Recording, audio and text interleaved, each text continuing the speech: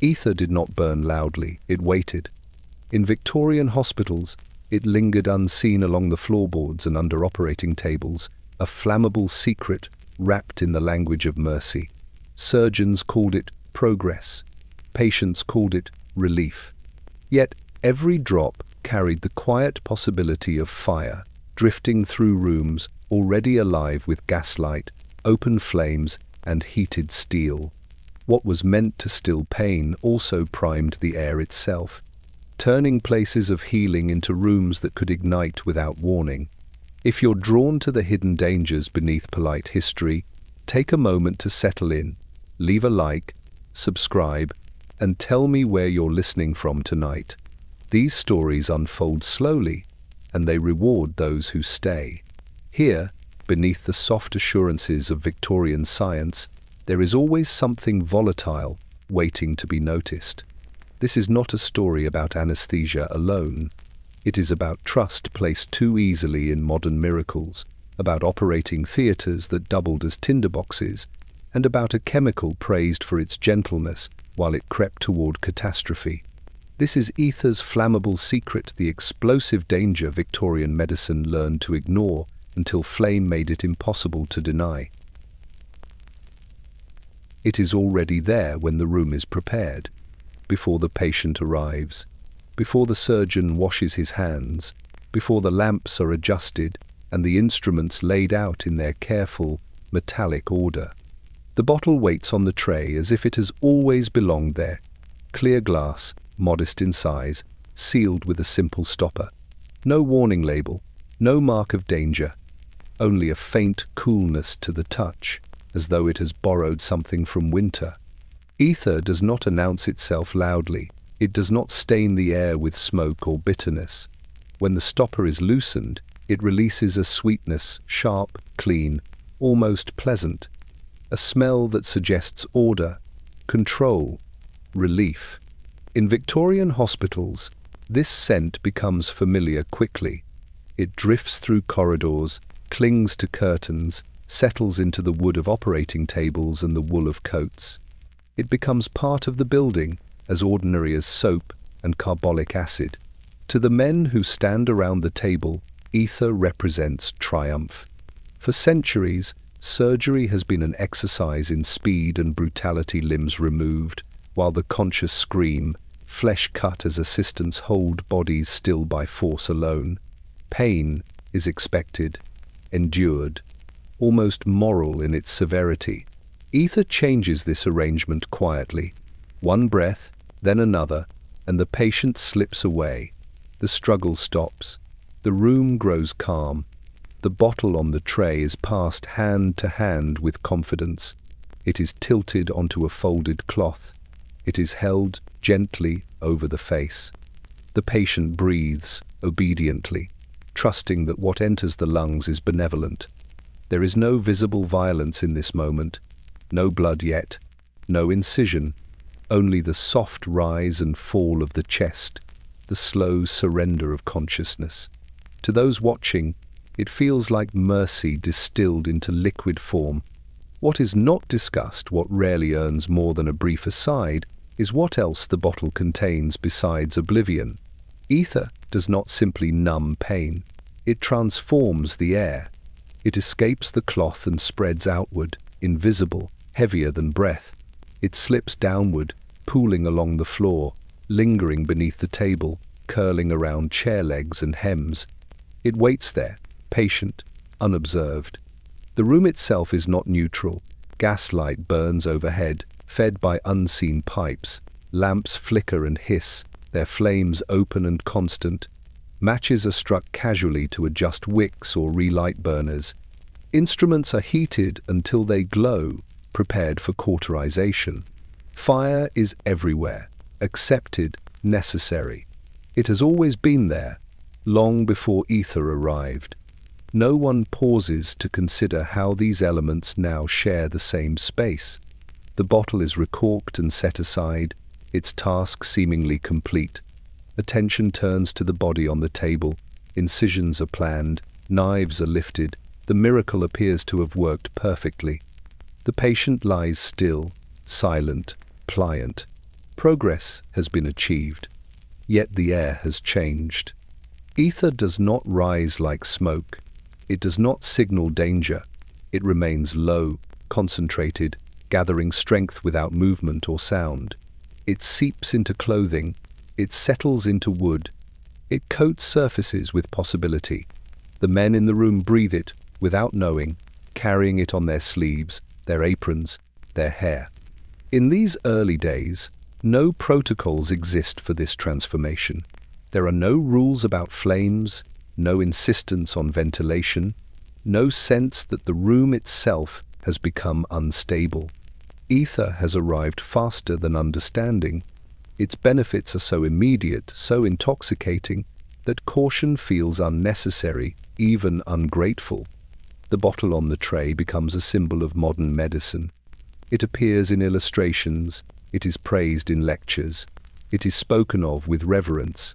Pain has been conquered, they say. Surgery has been civilized.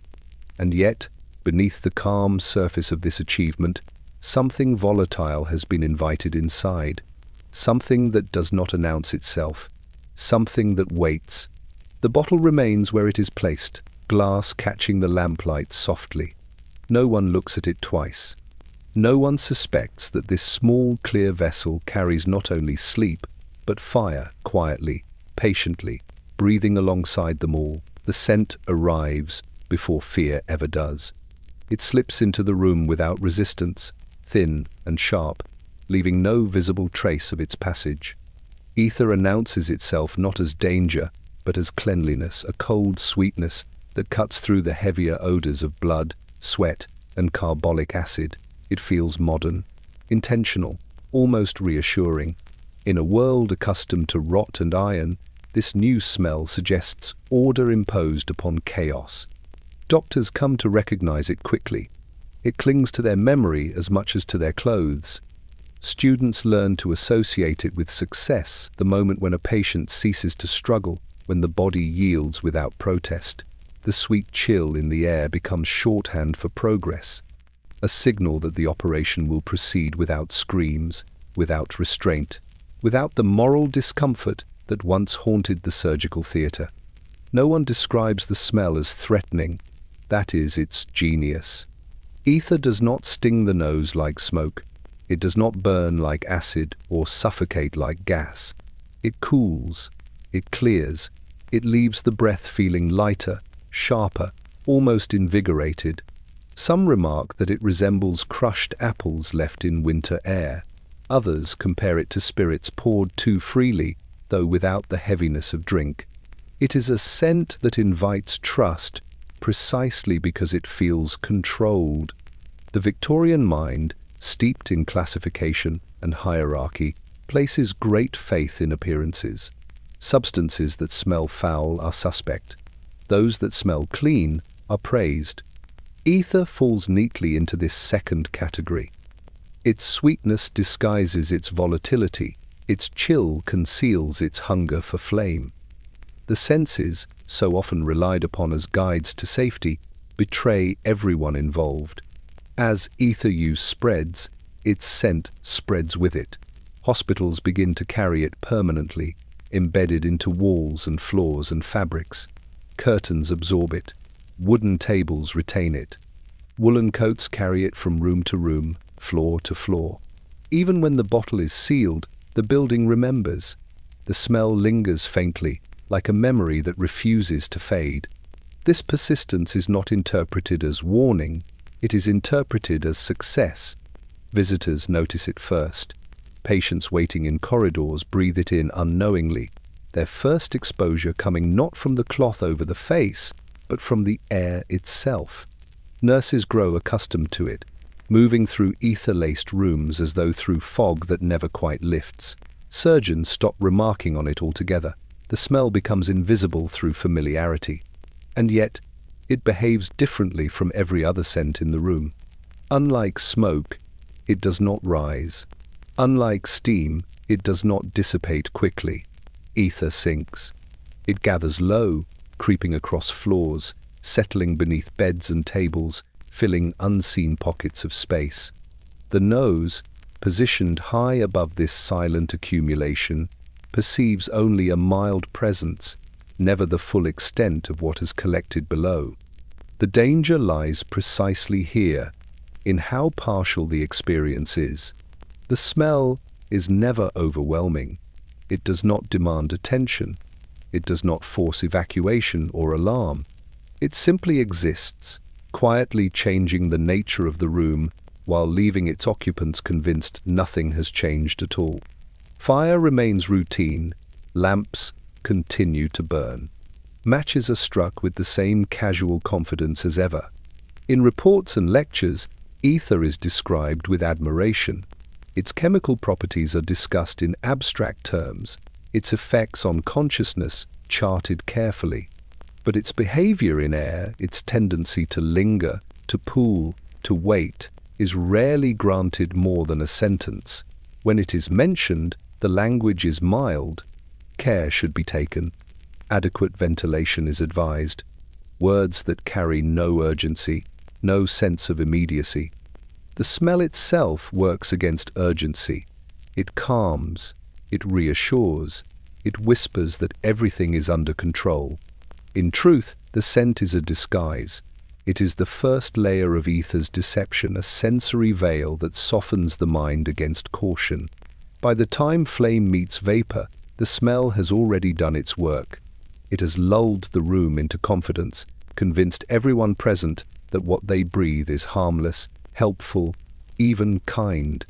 And so the cold sweetness continues to drift through Victorian operating rooms, unchallenged and unquestioned.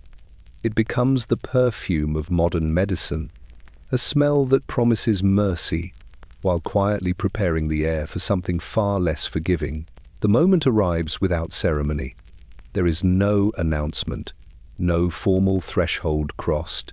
A folded cloth is raised. A hand steadies it.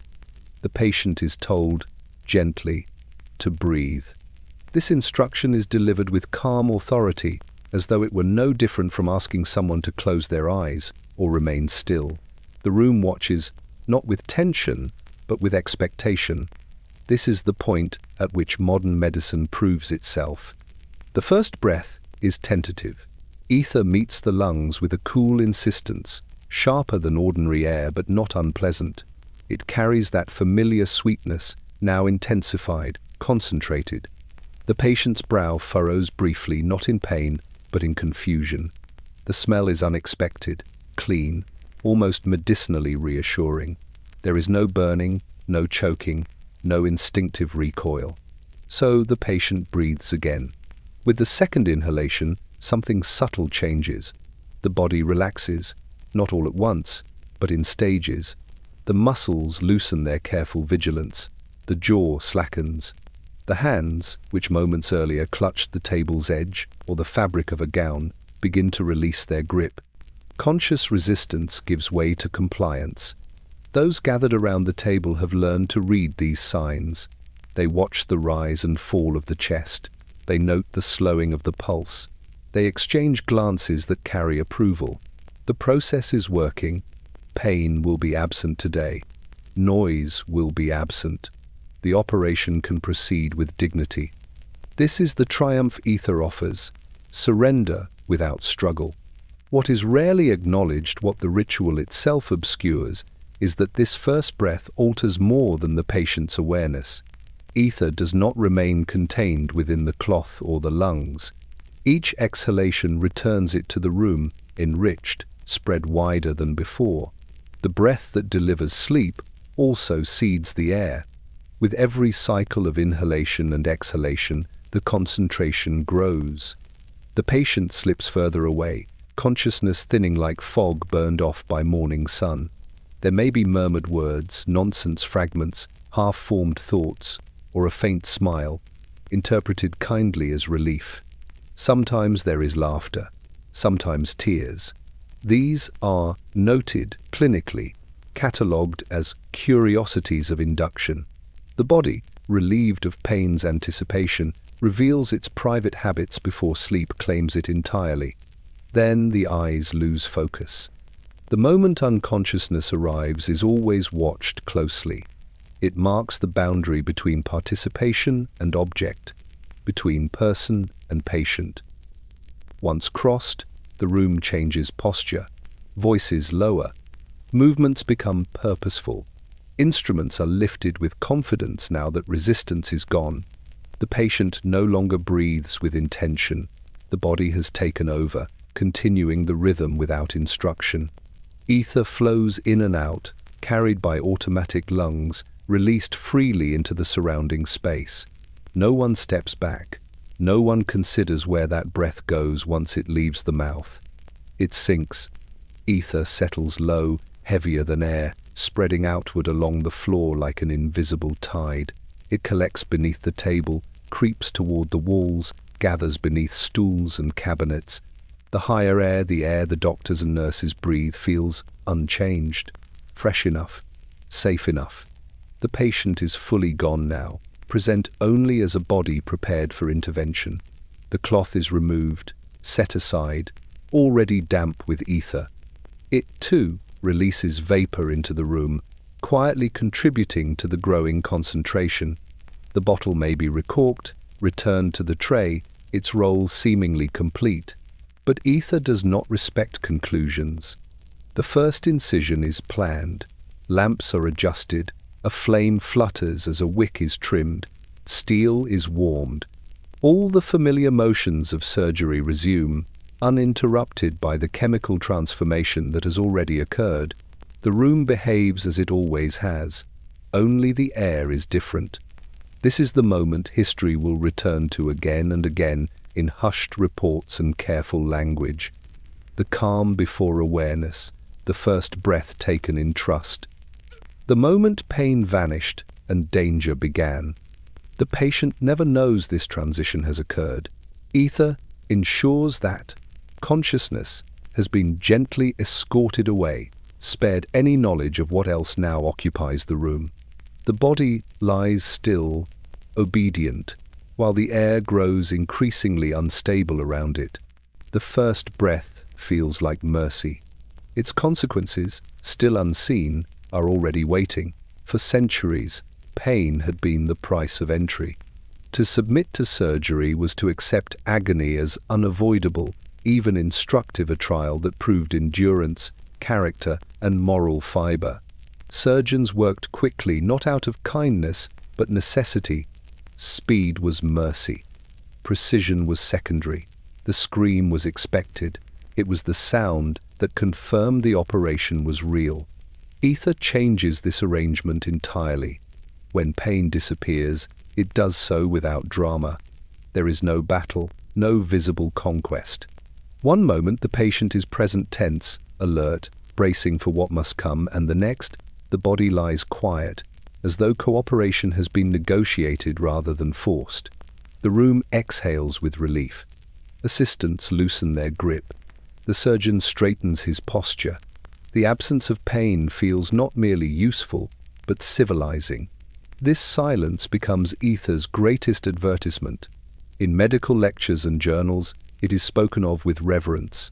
Pain, long considered an inevitable companion to surgery, is reframed as an unnecessary cruelty, an old barbarism finally corrected. Ether is praised not just as a chemical, but as a moral advancement. It allows surgeons to operate thoughtfully rather than frantically, to plan rather than rush, to cut with intention instead of haste. The operating theatre itself transforms. What was once chaotic becomes orderly. Instruments are selected carefully. Incisions are measured. Procedures lengthen, becoming more complex, more ambitious. Ether does not merely remove pain, it expands possibility. Surgeries once unthinkable now feel attainable. Bodies become landscapes that can be explored rather than assaulted. And with this expansion comes confidence. Surgeons begin to trust ether implicitly. It behaves reliably, predictably. It does what it promises. Patients sleep, pain vanishes. Outcomes improve, or at least appear to. The absence of screaming becomes evidence of success. Silence is mistaken for safety. What is lost in this transformation is vigilance. Pain had once served as an alarm system. A body in distress could not be ignored. Its protest demanded speed, awareness, restraint. With ether, that voice is gone. The patient offers no warning, no resistance. The room grows comfortable in this quiet. Attention shifts inward to technique, to theory, to reputation, while the environment itself fades into the background. The silence becomes so complete that it feels natural. Yet ether's silencing is selective. It quiets nerves, not consequences. It removes suffering from consciousness, not danger from the air. While the patient sleeps, the room fills with what pain once distracted from: the smell, the heat, the flame. These elements, long tolerated because suffering demanded focus, now resume their place unnoticed. The lamps burn steadily. The gas hisses softly. Heated instruments glow. Ether lingers low, pooling beneath the still body, thickening invisibly. The very calm that allows surgery to proceed also allows risk to accumulate. Doctors, reassured by the absence of distress, grow bolder. They linger longer over incisions. They perform demonstrations for students. They allow flames to remain lit because nothing seems urgent. Ether has given them time, and time, in this environment, becomes dangerous. The patient, meanwhile, lies entirely unaware. Pain has been erased so completely that it cannot signal anything else. There is no sensation to warn of heat, no reflex to recoil from spark or flame. Ether has rendered the body both protected and vulnerable, safe from agony, exposed to everything else. This trade is rarely acknowledged. In public accounts, ether is celebrated as humane. In private, it is relied upon as indispensable. Its risks, when mentioned at all, are framed as unfortunate anomalies, accidents unrelated to the substance's essential goodness. Fire is blamed on carelessness. Burns are blamed on chance. Ether itself remains unsullied by responsibility. Pain's silence becomes its own kind of cover. The Victorian mind, eager for progress, embraces this narrative. To question ether is to question mercy itself.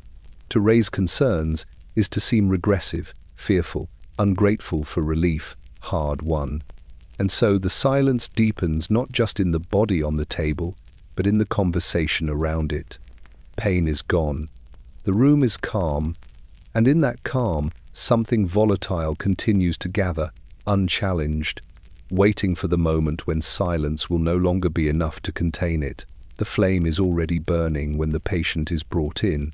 It flickers steadily behind glass, fed by hidden pipes that snake through walls and ceilings like unseen veins. Gaslight is considered a triumph of modernity, cleaner than candles, brighter than oil, dependable in a way older flames never were. It turns night into something manageable. It allows precision. It reassures. In the operating room, it is indispensable. Surgeries demand light. Not the vague glow of daylight filtered through curtained windows, but illumination that can be controlled, directed, intensified.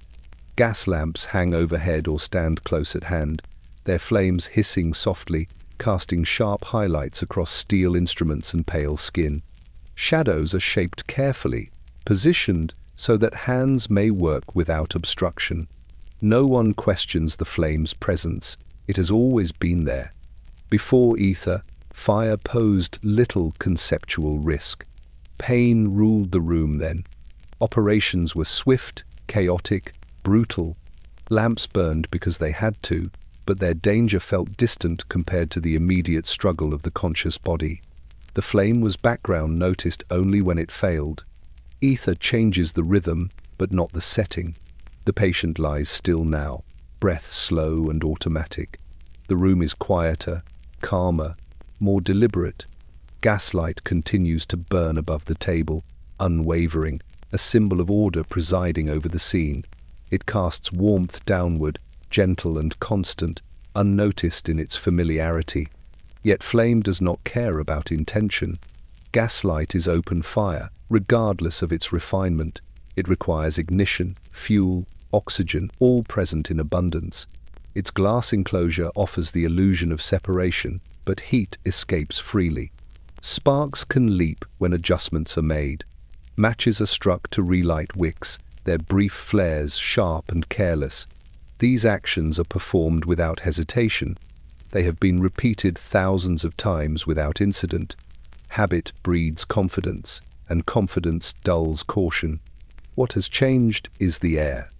Ether drifts invisibly beneath the lamp's glow, pooling low, spreading outward, thickening with every exhaled breath. It does not rise to meet the flame where eyes might notice distortion or shimmer. It waits below, gathering strength, while the fire continues its steady vigil overhead.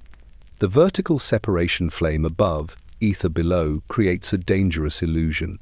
As long as nothing dramatic happens, the two are treated as unrelated. Surgeons adjust lamps without looking down. Assistants strike matches without considering what their feet stand in. The room feels controlled because nothing looks wrong. Gaslight reinforces this confidence. Its steady glow suggests reliability. Unlike a flickering candle, it feels engineered, disciplined. It belongs to the same modern world as ether, the same promise of science taming chaos. Together, they appear complementary rather than antagonistic. No one considers that they are natural enemies. The lamp warms the air around it, creating subtle currents that disturb the ether's stillness. Vapors shift, creep, redistribute. A lowered wick, a moved lamp, a slight draft, each motion reshapes the invisible landscape of the room. Ether responds silently, obediently, flowing where physics demands. Still, nothing is seen. Nothing is smelled beyond that familiar sweetness. Nothing feels urgent. This is how danger survives, by resembling normality. In reports written later, when accidents finally force themselves into language, gaslight will be described neutrally. The lamp was present. The flame was adjusted. These phrases carry no blame, no emphasis. Fire is treated as a constant, not a variable. Ether, too, is absolved. Attention shifts instead to human error, as though flame and vapor were passive spectators rather than active participants. In the moment, no such thoughts intrude. The surgeon leans closer, face illuminated from below. Instruments gleam. The patient remains unmoving. Above it all, gaslight burns faithfully. Unaware of the role it is about to play in a chemistry the room does not yet understand. The flame has always been there. Now, for the first time, it shares the room with air that is waiting for it. And neither the lamp nor the men beneath it have any intention of changing. Calm settles into the room long before anyone notices it has arrived. It is not announced. It does not demand acknowledgement. It simply replaces tension so completely that no one remembers what vigilance once felt like. Ether has a way of doing this, of softening not only pain, but urgency itself. The operating room grows quieter, slower, more assured. Movements become measured, voices drop, time seems generous. This calm is interpreted as success. Surgeons take it as confirmation that the new order is working.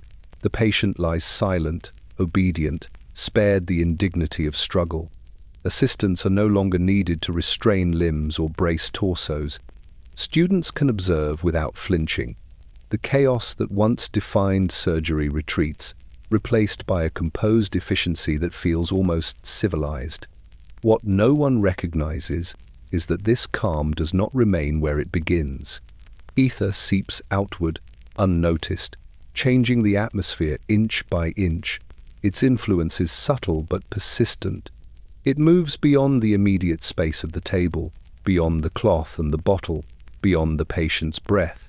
It drifts into corners, it slides beneath doors, it lingers in adjoining rooms. The calm spreads not because people choose it, but because the air itself is carrying something that quiets resistance. Staff who pass through ether-filled corridors feel it without knowing why. The sharpness of attention dulls slightly. The sense of alertness softens. Nothing dramatic, nothing that could be named or recorded, but enough to encourage ease. Ether's sweetness becomes background, its presence normalized, its effect unexamined. The hospital begins to move at ether's pace. In recovery rooms and hallways, the scent mingles with everyday smells, blurring distinctions. The boundary between anesthetized space and ordinary space weakens. Ether becomes part of the building's character, as much a feature as stone walls or iron railings. Calm becomes ambient, pervasive, unquestioned. This spreading ease is praised. A quiet hospital is a well-run hospital. Silence suggests order. Calm suggests control. The absence of distress is mistaken for the absence of danger. Administrators walk through ether-laced wards and note approvingly how still everything feels. No one asks what stillness costs. Ether's calm reaches the staff as well. Surgeons linger longer at the table, confident that nothing will interrupt them. Lamps remain lit without concern. Matches are struck lazily, conversations continuing uninterrupted. The sense of risk that once accompanied open flame fades, replaced by a vague assurance that accidents belong to the past. After all, pain has been conquered. What else could go wrong? The problem with this calm is that it spreads faster than understanding. Ether's physical properties are not yet fully grasped, its behavior in enclosed spaces poorly studied. But its emotional effect, its ability to soothe, to reassure, to lower guard, is immediate and profound. The mind, lulled by success, resists suspicion. Even when small incidents occur, they are absorbed into the calm rather than disrupting it. A brief flare, a scorch mark, a startled pause. These moments are reframed quickly, smoothed over with explanations that preserve confidence. The room returns to stillness, and ether continues its quiet work. Calm, once established, becomes self-protective.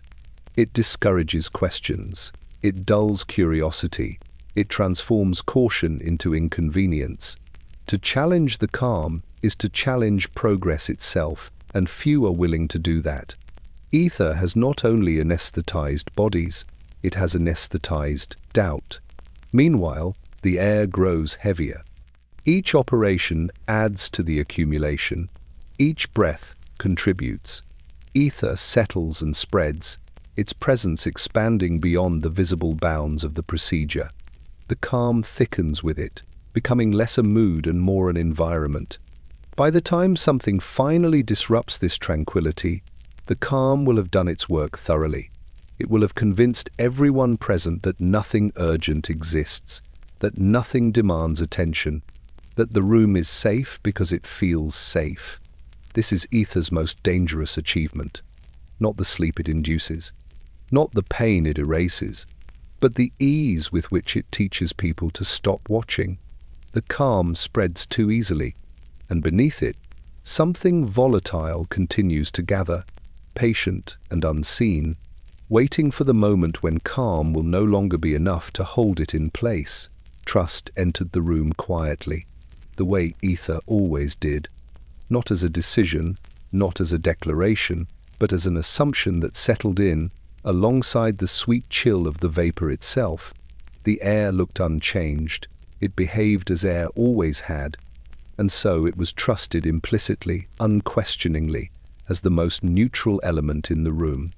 Doctors had long been trained to fear what they could see and touch. Blood carried danger, instruments carried risk, flesh demanded respect. The air, by contrast, had never required scrutiny. It was invisible, constant, obedient. It moved when doors opened, stilled when windows closed. It had always been there, sustaining life without argument. Why should it suddenly be treated as suspect? Ether complicated this relationship, but only in ways that were easy to ignore.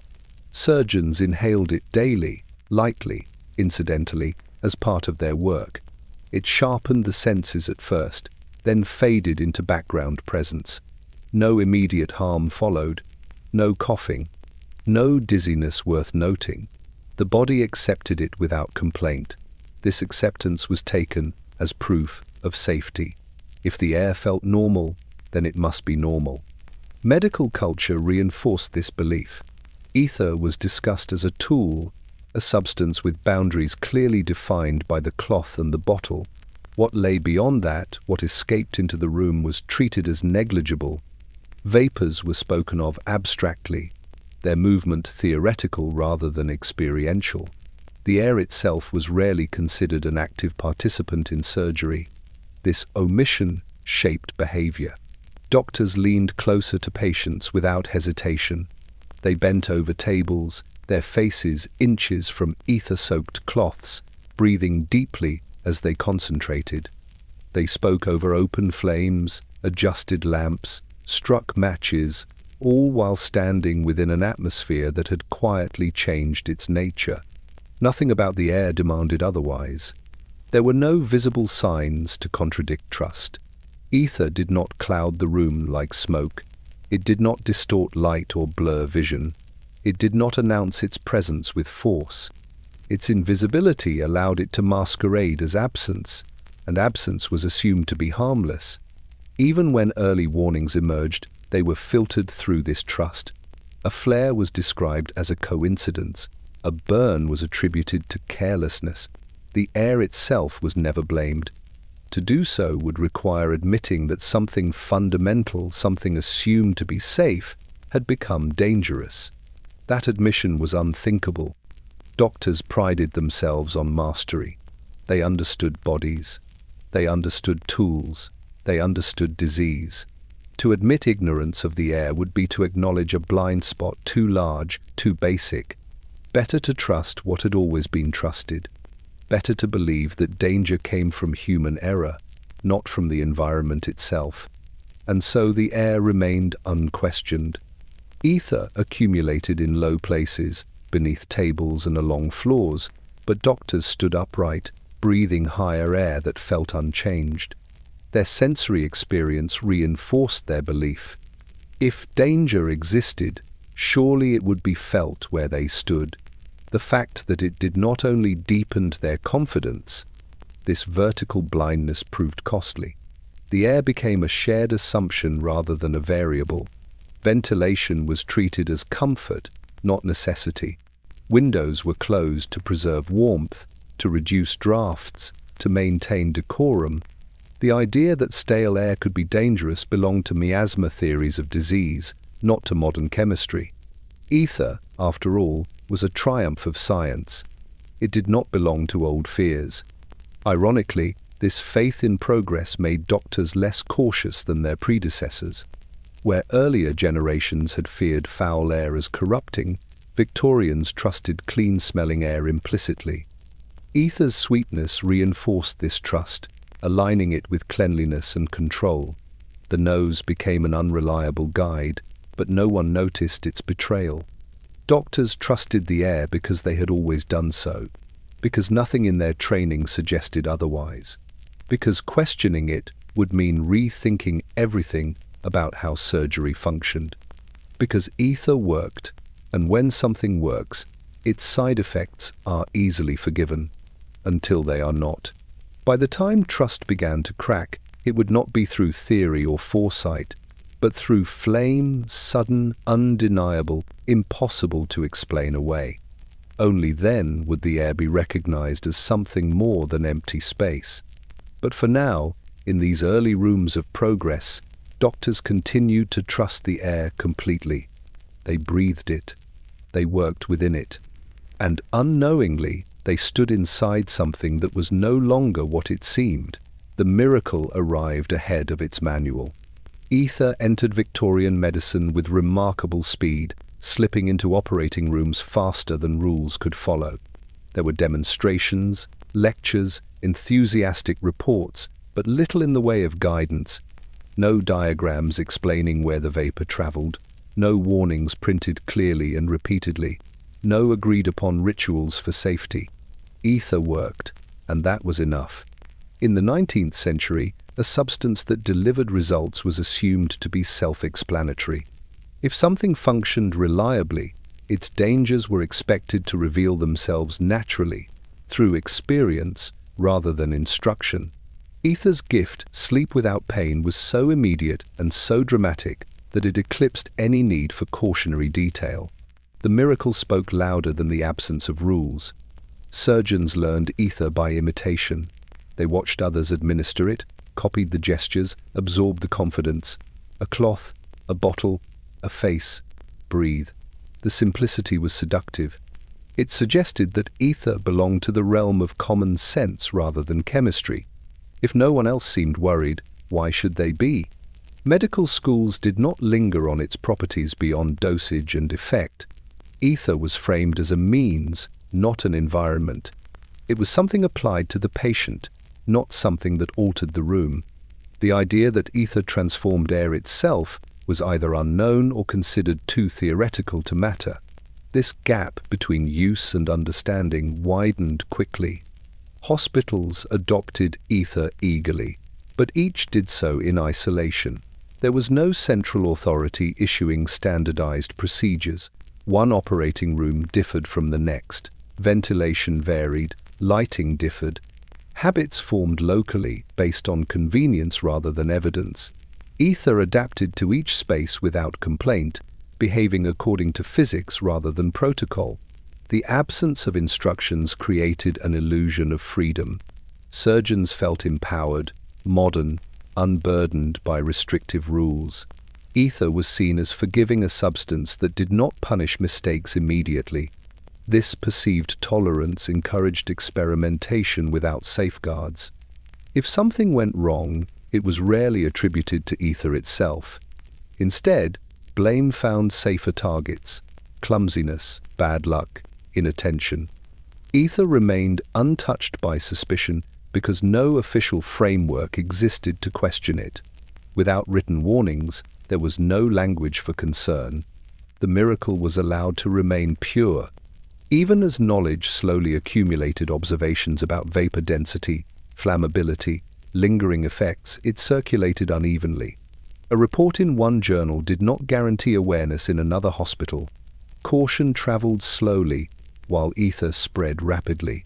By the time warnings reached those who needed them, habits had already solidified. Instructions, when they appeared, were gentle. Care should be exercised. Flames should be managed. These phrases lacked authority. They suggested preference, not necessity.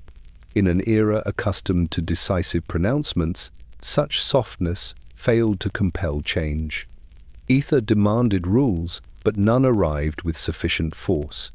Without instructions, responsibility became diffuse. No one felt accountable for the air itself. Surgeons controlled instruments, nurses managed patients, administrators oversaw schedules. But ether belonged everywhere and nowhere at once. It slipped between roles, between duties, between lines of authority. This ambiguity protected it. Miracles are rarely questioned in their early days. To ask for instructions is to imply doubt, and doubt feels almost immoral when suffering has just been relieved. Ether's ability to silence pain earned it immunity from scrutiny. Its dangers, lacking formal acknowledgement, remained unofficial, whispered, anecdotal, easy to dismiss. And so operating rooms continued as they always had, only quieter. Flames burned, windows stayed closed, vapors pooled. The miracle worked perfectly until it didn't. The absence of instructions was not an oversight. It was a symptom of belief. Belief that progress was inherently safe. Belief that science corrected itself automatically. Belief that danger would announce itself clearly and in time. Ether proved otherwise.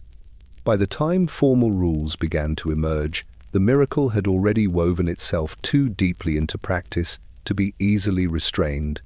Instructions would come later, written in the language of damage control rather than prevention. For now, ether remained what everyone wanted it to be: a miracle without instructions. The operating room was never meant to be private. Long before ether arrived, surgery had been a spectacle, part education, part demonstration, part endurance trial. Students crowded the tiers, colleagues observed from behind crossed arms. Success was measured not only in survival, but in composure under pressure. The surgeon's authority depended as much on presentation as on skill. Ether did not end this tradition, it refined it. With pain removed, the theatre grew quieter, more controlled, more watchable. No screams broke the rhythm, no frantic restraint disrupted the view. The patient lay still, an object of study rather than a source of disturbance. For the first time, surgery could unfold slowly, deliberately, almost gracefully. This transformation elevated the performance. Surgeons became conductors. They spoke calmly as they worked, narrating incisions and techniques for those watching above. Their voices carried confidence, not urgency. Ether allowed them to demonstrate mastery without haste, to pause mid-procedure to explain a point, to reposition instruments for clarity. The body on the table became a teaching tool, and the air itself, thick with ether, became part of the stage. The audience mattered. Public hospitals, medical schools, and prestigious clinics all competed for reputation. A successful demonstration enhanced status. Ether-enabled surgeries drew attention, admiration, and enrollment. To perform well was to secure professional standing. Anything that disrupted the illusion of control was unwelcome. Fire, when present, was carefully framed as harmless necessity. Lamps were adjusted smoothly. Matches were struck with practiced ease. These acts were performed without comment, as though they belonged naturally to the choreography. Ether's presence, though essential, was treated as background, never acknowledged, never emphasized. The performance demanded confidence. To hesitate over the air would suggest uncertainty. To mention flammability would introduce doubt. Doubt had no place in the theatre. Students learned not just surgical technique, but demeanor. They absorbed the unspoken rule that authority required calm, and calm required ignoring anything that threatened it. Thus, ether's dangers were excluded from the script. When an operation proceeded smoothly, the applause, literal or figurative, went to the surgeon. When something went wrong, explanations were carefully curated. Accidents were minimized. Flames, if they appeared, were described as aberrations, not inherent risks. The show had to go on. Ether helped maintain this illusion by rendering the patient passive. Without screams or movement, the focus remained firmly on the surgeon. The absence of pain allowed attention to center on skill and intellect rather than survival. This shift reinforced the idea that surgery was an art performed by experts, not a chaotic gamble. The theatre rewarded certainty. Over time, the performance shaped belief. If ether were truly dangerous, surely it would disrupt the show more often. If the air were unstable, surely it would betray itself visibly. The fact that most operations ended without incident reinforced complacency. Success became proof of safety. Students carried these lessons forward. They learned ether not as a hazard to be managed, but as a facilitator of excellence. They learned to trust the calm, to ignore the smell, to accept flame as routine. The theatre trained them as much in omission as in knowledge. Behind the scenes, the air grew heavier. Ether pooled beneath the stage while attention remained fixed above. Vapors drifted unseen while eyes followed hands and steel. The performance succeeded precisely because it discouraged looking elsewhere. Everything that mattered was visible, and ether was not. In this way, the operating theatre became complicit. It demanded confidence and rewarded denial. It elevated spectacle over environment. It transformed a volatile chemistry into a silent partner that supported the show until it threatened to steal it entirely. For now, the audience watched, impressed, and reassured. The surgeon performed, unchallenged and admired. And ether lingered beneath it all, waiting for the moment when performance would no longer be able to contain reality. The question never formed because nothing seemed broken. In Victorian medicine, inquiry followed failure, not success. Ether delivered exactly what it promised: sleep without pain, silence without struggle, and so it escaped the kind of scrutiny reserved for treatments that disappointed. When something works, curiosity narrows. Attention shifts from understanding to repetition. The mind accepts the result and moves on. No one asked what happened to the air. The patient slept. The operation proceeded. The body survived or did not, for reasons conveniently attributed to illness or fate. Ether's role ended in the collective imagination, the moment the cloth was removed. What lingered beyond that moment belonged to no category, no chart, no lecture. Doctors asked about dosage. They asked about induction time. They asked about recovery. These were practical questions with visible answers. They did not ask where the vapor traveled after it left the lungs. They did not ask how long it remained. They did not ask what happened when it met flame. Such questions felt unnecessary, even impolite. Victorian confidence in progress carried an unspoken assumption: danger would make itself obvious. If ether were truly hazardous, surely it would announce itself loudly, frequently, unmistakably. The fact that it did not reinforced the belief that it was fundamentally safe. Rare incidents were dismissed as anomalies, too infrequent to challenge the prevailing narrative. The absence of disaster became evidence of security. This logic ignored accumulation. It ignored probability. It ignored the way rare events become inevitable when conditions are repeated often enough. Ether was administered daily, sometimes hourly, in rooms built for fire, not chemistry. Each operation added another layer of risk, but risk without immediate consequence remained invisible. No one thought to ask because no one had language for the question. Chemistry was advancing, but unevenly. The properties of ether were known in isolation, its volatility, its flammability, but these facts lived in textbooks and laboratories, not in operating rooms. Knowledge did not travel smoothly across disciplines. Surgeons were practitioners, not chemists. They trusted that if something mattered, someone else would tell them. No one did. Hospitals, too, failed to ask. Administrators measured efficiency, outcomes, reputation. Ether improved all three. It reduced distress, shortened recovery, enhanced prestige. There was no incentive to interrogate its unseen effects. To ask uncomfortable questions would slow adoption, complicate logistics, threaten standing. Silence was easier. Even when small fires occurred, brief flares, scorched cloths, startled pauses, the questions remained shallow. What had been done wrong? Who had erred? Rarely did anyone ask whether the environment itself had become hazardous. Blame was localized, contained, manageable. Ether remained blameless. The question that should have been asked, what else does ether do besides anesthetize, never reached the table. Instead, assumptions filled the gap. That air was passive, that flame was controllable, that danger required sensation. Ether violated all three, but quietly enough to evade notice. The patient, silenced, could not warn. The room, calm, offered no clues. The smell, pleasant, reassured rather than alarmed.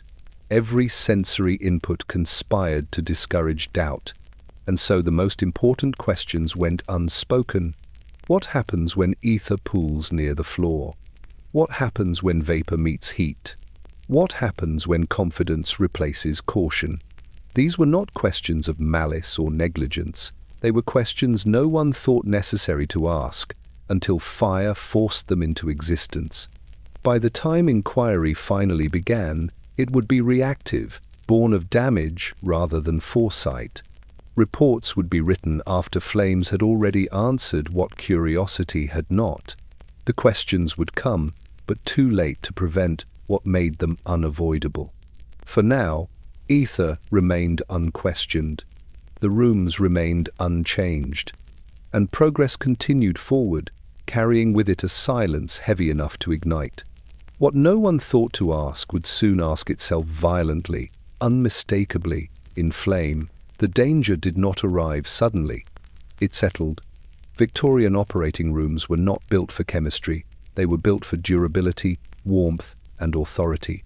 Floors were laid in thick planks of wood, scrubbed daily, polished until they gleamed. Walls absorbed years of sound and smell.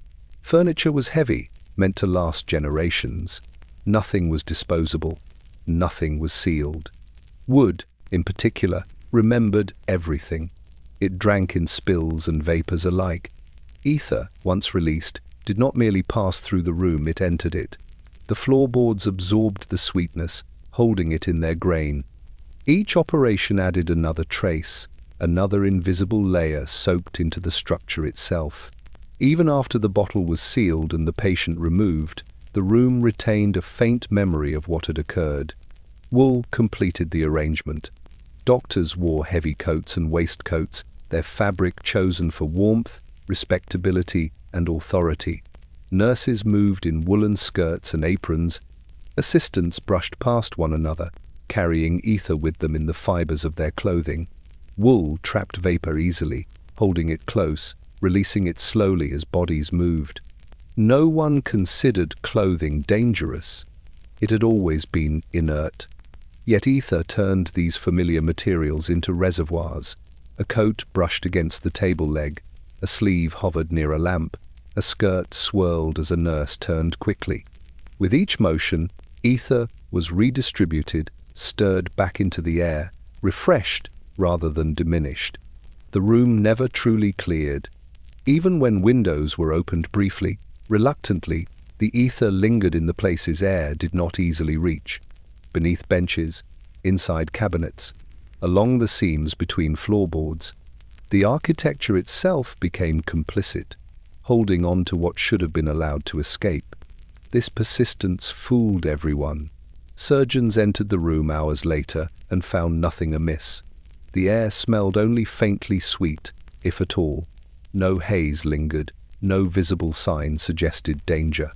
Yet the floor, the furniture, the clothing all carried potential quietly, patiently. Fire, meanwhile, remained unchanged. Gas lamps burned as they always had. Matches were struck. Heated instruments were lifted without pause. No one connected these routines to the materials beneath their feet or draped across their shoulders. Wood and wool had always been safe.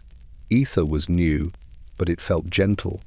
The combination did not register as hazardous. The risk lay not in any single element, but in how well they cooperated. Ether seeped downward, settling near the floor, precisely where wood absorbed most efficiently. Wool brushed low surfaces, picked up vapor, carried it upward again. Movement ensured circulation. Stillness allowed accumulation.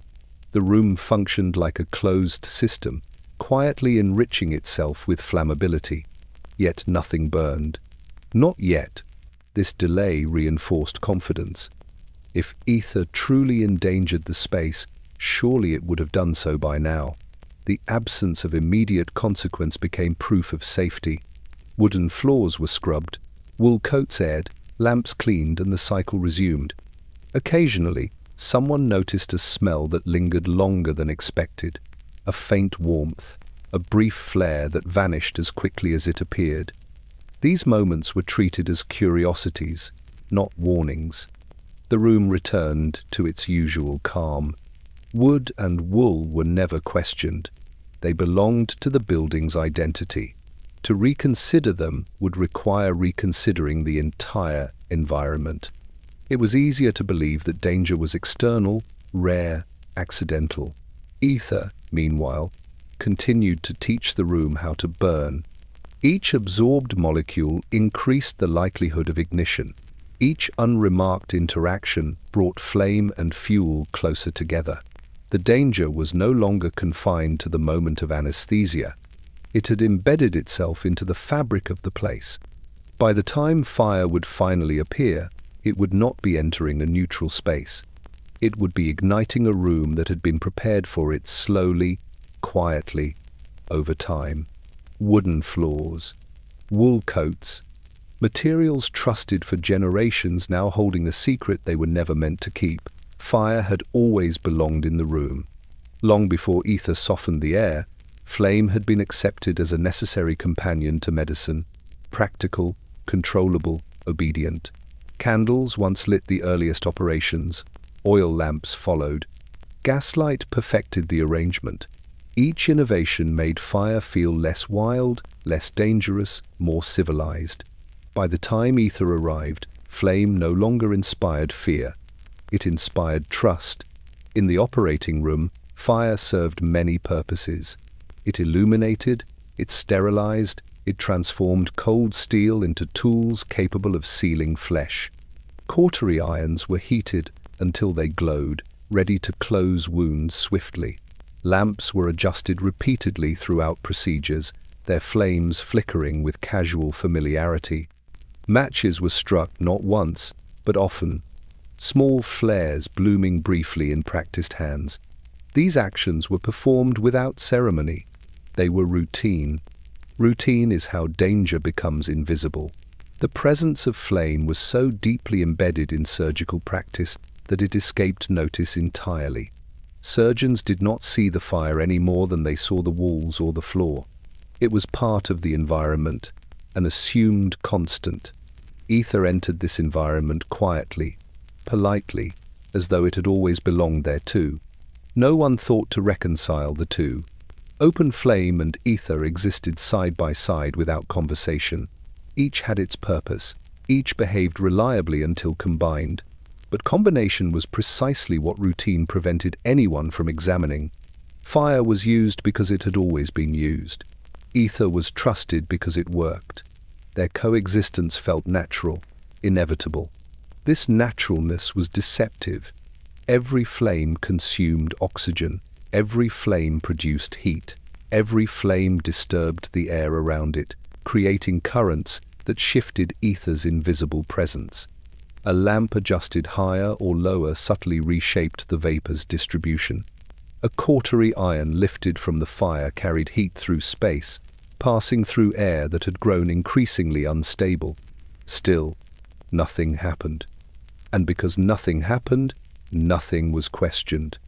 The absence of immediate disaster reinforced habit. Flame did not betray ether's presence with sparks or smoke. Ether did not announce itself with visible distortion. The two behaved politely, silently, until the conditions aligned just enough to break that politeness. Open flame remained routine precisely because it had not yet punished complacency. Doctors trusted their experience. Many had worked for years without incident. They recalled countless operations where flame and ether shared the room peacefully. Memory smoothed over risk, replacing it with anecdote. We have done this before. Nothing happened. Experience became evidence. This reasoning ignored accumulation, repetition, and probability. Each operation carried a small risk, barely perceptible, but repetition turned that small risk into inevitability. Ether thickened the air incrementally. Flame continued its work without adjustment. The room edged closer to ignition with every routine act. No alarms sounded. No warning signs appeared.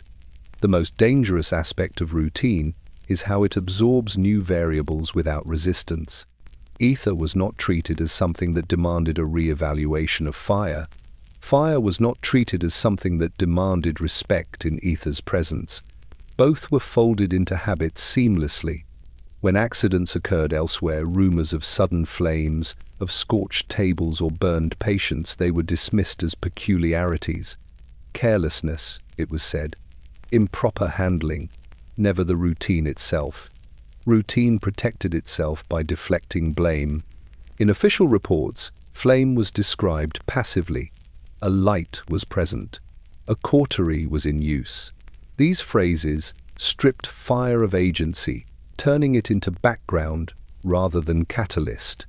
Ether, too, remained unnamed, implied but never accused. The language preserved the idea that nothing fundamental needed to change. Yet fundamentals had already shifted. Open flame, once merely a tool, now existed within an environment primed for ignition. Ether had altered the room's chemistry completely. Fire was no longer neutral. It was a trigger waiting for the right concentration, the right current, the right careless moment. The danger was not dramatic. It was banal. It lived in the repetition of small acts, in the match struck without thought, in the lamp adjusted mid-sentence, in the cautery iron reheated out of habit. These gestures, harmless in isolation, became lethal when paired with an air no one bothered to consider. Routine is comforting. Routine feels safe. And that is why, when fire finally answered ether's presence, it would do so not as a surprise, but as a consequence, long overdue, an interruption to routine that could no longer be ignored. Until then, the flames continued to burn calmly above the table. And everyone in the room believed they always would. Ether did not behave like breath. This was the detail no one lingered on, the property that slipped past intuition because it contradicted expectation. Air rose and dispersed, smoke climbed, steam vanished upward. Ether did none of these things. It sank. Once released, it moved downward with quiet obedience to gravity, spreading along the floor in thin, invisible layers. It gathered beneath the operating table, crept into corners, settled beneath benches and cabinets where no one ever looked. The higher air, the air breathed by surgeons standing upright, felt unchanged. Fresh enough, ordinary, trustworthy. Below, something else was forming. This vertical divide was subtle but decisive. Ether pooled where attention rarely went. Eyes followed hands and instruments, not floorboards. Lamps illuminated the table, not the space beneath it. Danger accumulated precisely where no one was trained to observe. The room became stratified. Above the waist, normalcy. Below the knee, instability. Ether's density ensured it lingered. Each operation added another contribution, each exhalation reinforcing what had already settled. The vapor did not rush or billow. It layered itself patiently, building concentration without motion, without sound. The room appeared calm because the danger did not move. This stillness was misread as absence. Doctors walked through pooled ether without sensation. Their boots disturbed it gently, stirring it just enough to redistribute without dispersing. The vapor flowed around ankles and chair legs, adapting smoothly to every obstruction. It did not resist. It did not announce itself. It simply occupied space. When doors opened, ether slipped outward into corridors. When doors closed, it remained behind. Ventilation was minimal by design, windows kept shut against cold, noise, and drafts that might disrupt decorum. Air was something to be controlled, not refreshed. Ether thrived in this control. The floor became its domain. Wood absorbed traces. Cracks between planks held vapor longer than smooth surfaces ever could. Low cabinets trapped it. Heavy furniture sheltered it. Each architectural choice made for solidity and permanence created pockets where ether could settle undisturbed. No one mapped these spaces. No one measured them. No one imagined the room in layers. Medical understanding at the time favored what could be seen, felt, or heard. Ether offered none of these warnings. Its most dangerous quality was not flammability, but discretion. It waited without impatience, allowing confidence to grow above it. When small flames were introduced, matches struck, lamps adjusted, the vapor responded invisibly. Heat disturbed it, air currents shifted it. A raised foot or dragged stool sent it flowing elsewhere. The pool was never static. It was quietly responsive, always adjusting, always present. Yet, because its movement could not be seen, it might as well not have existed. In later reconstructions, witnesses would struggle to explain how fire had appeared so suddenly. The flame came from nowhere. It ran along the floor. It rose without warning. These descriptions betrayed the truth unintentionally. The vapor had been there all along, waiting at ground level for the right disturbance. Pooling made ignition inevitable, but timing unpredictable. This unpredictability shielded ether from blame. If fire did not occur every time, then ether could not be the cause, or so it seemed. The randomness of ignition disguised the consistency of conditions. Each operation recreated the same environment, but only occasionally produced flame. The rarity reassured rather than alarmed. What no one grasped was that rarity was irrelevant. Ether pooled every time. The only variable was the spark. In rooms where ether was used repeatedly, the floor became a threshold between two realities. Above it, order and control. Below it, a growing reserve of volatility. The two coexisted without conflict until a single act bridged the gap. A lowered lamp, a fallen match, a heated instrument passed too low. When that happened, the pool answered instantly. But before that moment, before flame revealed what sight could not, the vapor remained obediently out of view, concentrated where no one had thought to look. Ether did not rise to announce its danger. It waited at the floor, and in that waiting, it transformed ordinary rooms into spaces already prepared for ignition quietly, thoroughly, and without asking permission. Air, in Victorian hospitals, was meant to be contained. Windows were barriers first and passages second, opened reluctantly, closed promptly, respected for what they kept out rather than what they let in. Cold was feared, noise was unwelcome, drafts were considered disruptive, even dangerous.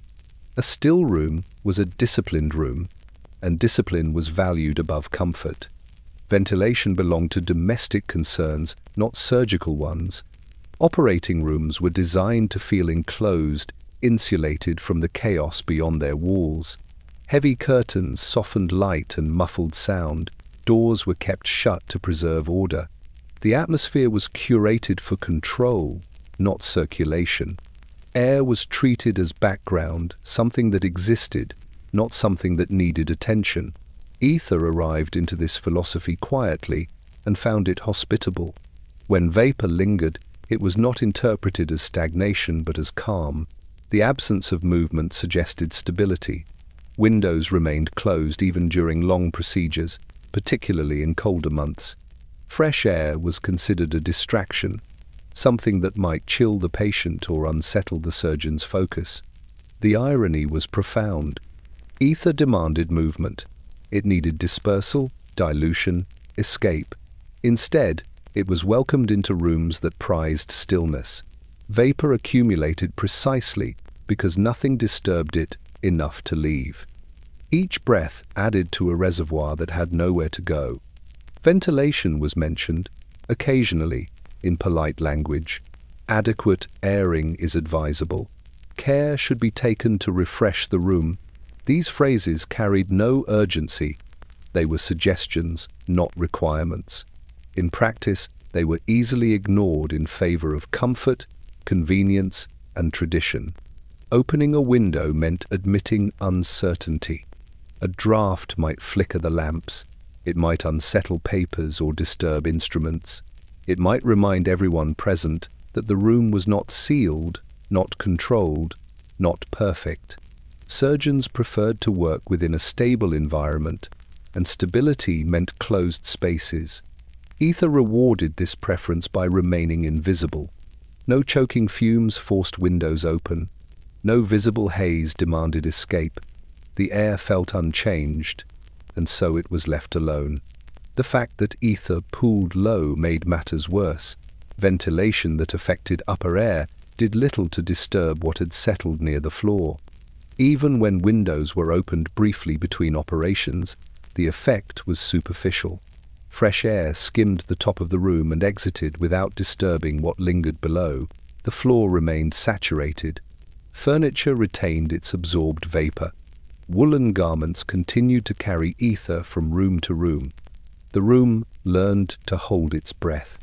Hospitals prided themselves on cleanliness, but cleanliness was understood as visual order and surface hygiene. Floors were scrubbed, instruments polished, sheets changed. Air was assumed to clean itself, given time. Ether did not oblige. As reports of fires slowly emerged, ventilation was mentioned defensively. The room had been aired.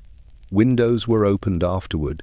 These statements focused on intent rather than effect. The idea that ventilation needed to be continuous, deliberate, and informed by chemistry had not yet taken hold. Air remained an afterthought. Administrators balked at structural changes. Enlarged windows, vents near the floor, redesigned airflow, all were expensive, disruptive, and unproven. Ether was easier to manage in theory than architecture in practice. It was simpler to trust habit than to redesign space. So rooms stayed as they were, closed, calm, quiet. Ether accumulated, flame remained routine, and ventilation, when considered at all, remained secondary, an optional courtesy rather than a necessity. The environment continued to invite danger by refusing to acknowledge it. When ignition finally occurred, witnesses often remarked on how sudden it felt. There was no warning. The room seemed normal. These statements were true in a limited sense. The air had been wrong for hours, sometimes days. It simply had not been moving. Ventilation could have changed this, but it was never given the chance. In Victorian operating rooms, air was something to be endured, not managed. Ether exploited this neglect perfectly, settling into stillness, waiting patiently in spaces designed to keep everything, especially air, exactly where it was. Ventilation was an afterthought, and in that afterthought, danger found a home. The match was struck without thought. It was a small act, so ordinary it barely registered as action at all. A quick scrape, a brief flare, a practiced motion learned long before ether ever entered the room. Fire answered obediently, as it always had, and the flame was guided toward its purpose with steady confidence. This gesture belonged to routine. Routine belonged to safety. Surgeons struck matches to relight lamps, to adjust wicks, to heat instruments, to restore order when light faltered. The sound, a dry hiss followed by a soft crackle, was familiar, reassuring even. It meant control had been reasserted. It meant the room would continue as planned. No one paused to reconsider this habit once ether arrived. The match felt insignificant because it always had been. Its danger was contained, its flame small, its life brief. A match burned out quickly, leaving nothing behind but a curl of smoke and a sense of completion. Compared to open lamps and glowing irons, it seemed harmless. That assumption was fatal. Ether changed what the match meant, without changing how it looked. The flame itself did not grow larger or wilder. It behaved exactly as expected. What had changed was the air it entered, air now primed, saturated, quietly unstable. The surgeon bent slightly, match in hand, eyes fixed on the lamp rather than the space below. The flame hovered for an instant, suspended in confidence. No warning shimmered. No sound preceded the danger. The match was simply doing what it had always done. Then the air answered. Ether did not ignite politely. It did not flicker or hesitate. It responded instantly, decisively, with a flash that seemed to come from nowhere. Flame raced along the floor in a sudden, terrifying bloom, rising faster than thought could follow. The match did not cause the fire so much as invite it. Witnesses later struggled to describe the moment. It leapt, some said. It ran. It rose up around us. Language failed because the source of the fire was invisible. It was not the match they were seeing, but the air itself, transformed into fuel. In the seconds before panic, disbelief reigned. How could such a small flame do this? How could a routine act produce catastrophe? The mind searched for explanations that preserved habit, that absolved routine of blame. Surely someone had been careless. Surely the match had been mishandled. But the truth was simpler and more unsettling. The match had done nothing new. It was the room that had changed.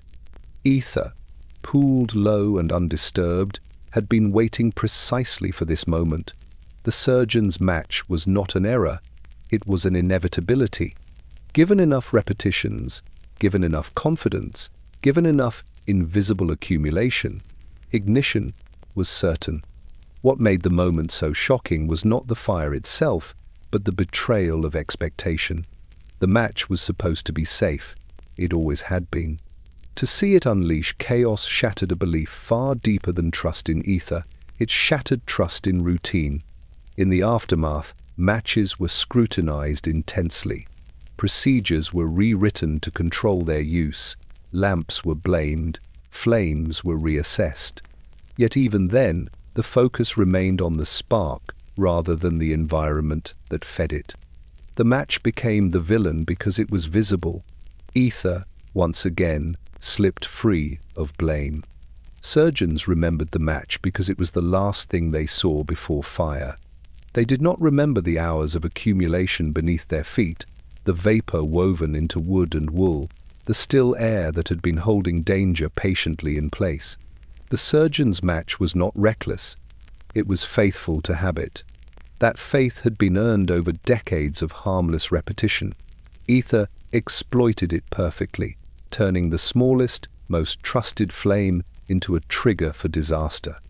Afterward, some surgeons hesitated before striking a match. A pause entered the gesture, a flicker of doubt. But habits are resilient, and memory fades when disaster does not repeat immediately. The match returned to routine, its danger once again abstract. Yet the lesson lingered, uneasy and unresolved. The match had not changed. The surgeon had not changed. Only the air had, and until that truth was fully understood, every match struck in an ether-filled room carried with it the quiet possibility of flame answering flame suddenly, violently, and without warning. Heat had always been part of the cure. Long before ether softened the room, surgeons relied on fire to finish what the knife began. Steel was brought to glow, cautery irons heated until they radiated a dull, angry red. Flesh met metal, and wounds closed under searing contact. It was brutal, effective, unquestioned. Pain once justified the practice. Necessity excused its violence. Ether did not remove this ritual. It refined it. With the patient unconscious, cautery became easier to use, more deliberate. No screams interrupted the moment. No violent recoil threatened precision. The glowing iron could be applied calmly, almost gently, its purpose clinical rather than theatrical. The room accepted the heat, as it always had as part of the work. What no one accounted for was how heat spoke to ether. Steel-heated red does not exist quietly. It radiates warmth outward, disturbing the air around it in subtle currents. Ether responded to this warmth instantly, though invisibly. Vapor shifted, thinned in some places, thickened in others. The pool beneath the table stirred, its surface rippling as hot metal passed above it. The surgeon lifted the iron without hesitation. This was not carelessness, it was tradition. Heated steel had been carried across rooms for decades, its path familiar, its danger contained. The iron itself was visible, tangible, easily avoided. Ether, by contrast, offered no resistance, no warning, no sensation. The mind focused on what it could see, the glowing metal, and ignored what it could not. As the iron moved, ether followed physics, not intention. Warm air rose, pulling vapor upward in faint, shifting streams. A previously stable pool became unsettled. Ether reached higher, nearer to flame, nearer to heat, nearer to ignition. The room's chemistry changed moment by moment, responsive to every motion. Still, nothing seemed wrong. The iron hissed faintly as it sealed flesh. A smell of burned tissue briefly replaced ether's sweetness. Attention narrowed. The procedure continued. The iron was returned to its stand, its glow fading slowly, heat still radiating outward. It was enough. In some rooms, this moment passed without consequence. Ether redistributed, settled again, waited. In others, where concentration had grown just slightly higher, where air remained just slightly stiller, the heated steel provided what flame alone had not: sustained warmth at the wrong height for the wrong duration. Ignition did not always come as an explosion. Sometimes it arrived as a sudden flare, low and fast. Sometimes as a rolling wave of flame along the floor. Sometimes as a violent bloom that seemed to rise from nowhere at all. Witnesses remembered the iron because it glowed. They remembered the moment it was lifted, the path it took, the place it was set down. The air's role remained elusive, difficult to articulate, easy to overlook. Reports spoke cautiously. Heat was present. Cautery had been applied. These phrases carried implication without accusation. Steel, like flame, was treated as an accessory rather than a catalyst. Ether, once again, escaped scrutiny by remaining invisible. The danger lay in combination. Steel heated red did not need to touch ether to ignite it. Proximity was enough. Warmth altered air currents. Currents altered vapor distribution. Distribution brought fuel into reach of heat. The sequence unfolded silently, governed by laws few in the room understood. Surgeons learned to respect the iron's surface, not its influence. They avoided burns, not ignition. Their caution stopped at the boundary of sensation. Ether did not respect that boundary. Over time, heated steel became another quiet risk layered onto many others: wooden floors, wool coats, pooled vapor, open flame. Each element alone felt manageable. Together, they formed a system primed for disaster, waiting only for alignment. In rooms where fires occurred, the cautery iron was often blamed. It was the most dramatic object present, the easiest to accuse. Changes followed: irons heated farther away, moved more carefully, returned sooner to their stands. Yet the deeper lesson remained unlearned. Steel had not betrayed the room. It had behaved exactly as it always had. It was the air, unseen, unmeasured, unrespected, that had changed the rules. Ether had turned ordinary heat into invitation, transforming routine practice into ignition. The iron cooled. The room recovered its calm, and ether settled once more, patient and invisible, waiting for the next moment when steel would glow red again. The apron was meant to protect. It hung from the neck and waist as a modest barrier between the surgeon and the work, catching blood, absorbing moisture, preserving the dignity of clothing beneath. It was a practical garment, unremarkable in design, worn without thought. Linen or wool, heavy enough to endure repeated use, trusted to do its quiet duty and nothing more. Ether changed what the apron carried. Vapor clung to fabric more readily than anyone realized. It seeped into fibers, settled into folds, hid within seams. An apron worn through one operation carried ether into the next.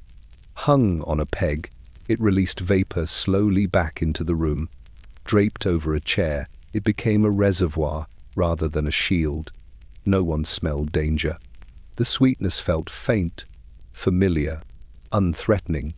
Aprons brushed against tables and lamps as surgeons moved. They swayed with each step, stirring air gently, redistributing ether with every turn. A garment meant to absorb harm became a means of transport, carrying flammability across the room and back again. This risk was invisible precisely because it looked so ordinary. Protective clothing had always been passive. It did not act. It did not initiate. It simply existed. Ether turned this assumption inside out, transforming fabric into a participant in the room's chemistry. Yet because the apron looked unchanged, white, heavy, respectable, it escaped suspicion. Doctors trusted what they wore. They leaned close to lamps without noticing how the apron's hem hovered near flame. They adjusted equipment, their bodies shifting subtly, fabric brushing heat sources and dispersing vapor in faint clouds that no eye could follow. The apron moved, ether moved with it. When fire occurred, the garment often suffered first. Aprons scorched, singed, ignited briefly before being thrown aside. In these moments, attention fixed on the visible, on fabric catching fire, rather than on what the fabric had been carrying all along. Reports would mention clothing involvement, as though the garment itself were at fault. But the apron had done nothing new. It had absorbed what filled the room. It had carried what had been allowed to accumulate. Its danger was borrowed, not inherent. Ether had simply found another place to hide. Laundry routines did little to help. Aprons were reused, aired briefly, washed according to schedules shaped by habit rather than chemistry. Ether clung stubbornly, released slowly, unperturbed by time. Cleanliness removed stains, not vapor. Thus, risk circulated. An apron worn during one operation became part of the next. Ether followed staff into corridors, into adjacent rooms, into spaces thought untouched by anesthesia. Vapor traveled not just through air, but through people, through what they wore, through how they moved. The hospital became connected by fabric. Nurses' skirts brushed the floor. Assistants' coats absorbed ether as readily as wool absorbed warmth. Each garment extended ether's reach beyond the table, beyond the room, beyond awareness. Still, no one thought to question clothing. To do so would mean admitting that safety was not confined to tools and technique, that danger could cling to the very symbols of professionalism and care. It was easier to believe that accidents arose from isolated mistakes rather than from what everyone wore every day. Aprons continued to be donned and tied without hesitation. They represented order, readiness, authority. Ether respected none of these meanings. It treated fabric as opportunity, nothing more. Wherever fibers existed, vapor followed. By the time fires forced attention onto garments, the focus remained narrow. Aprons were replaced. Materials were reconsidered. But the broader implication that ether permeated everything it touched remained difficult to accept. The apron had carried risk because risk had been allowed to settle everywhere. Protection had become conveyance. Safety had become storage.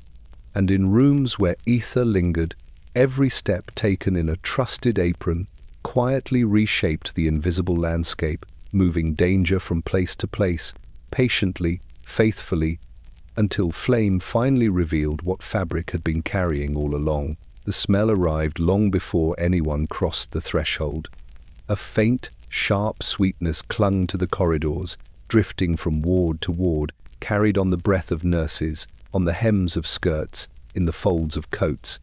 Visitors noticed it first, a curious, almost comforting fragrance that promised cleanliness, modernity, and calm. Ether had infused the building itself, seeping into walls, soaking into floors, permeating furniture. Hospitals smelled of progress, of science made tangible.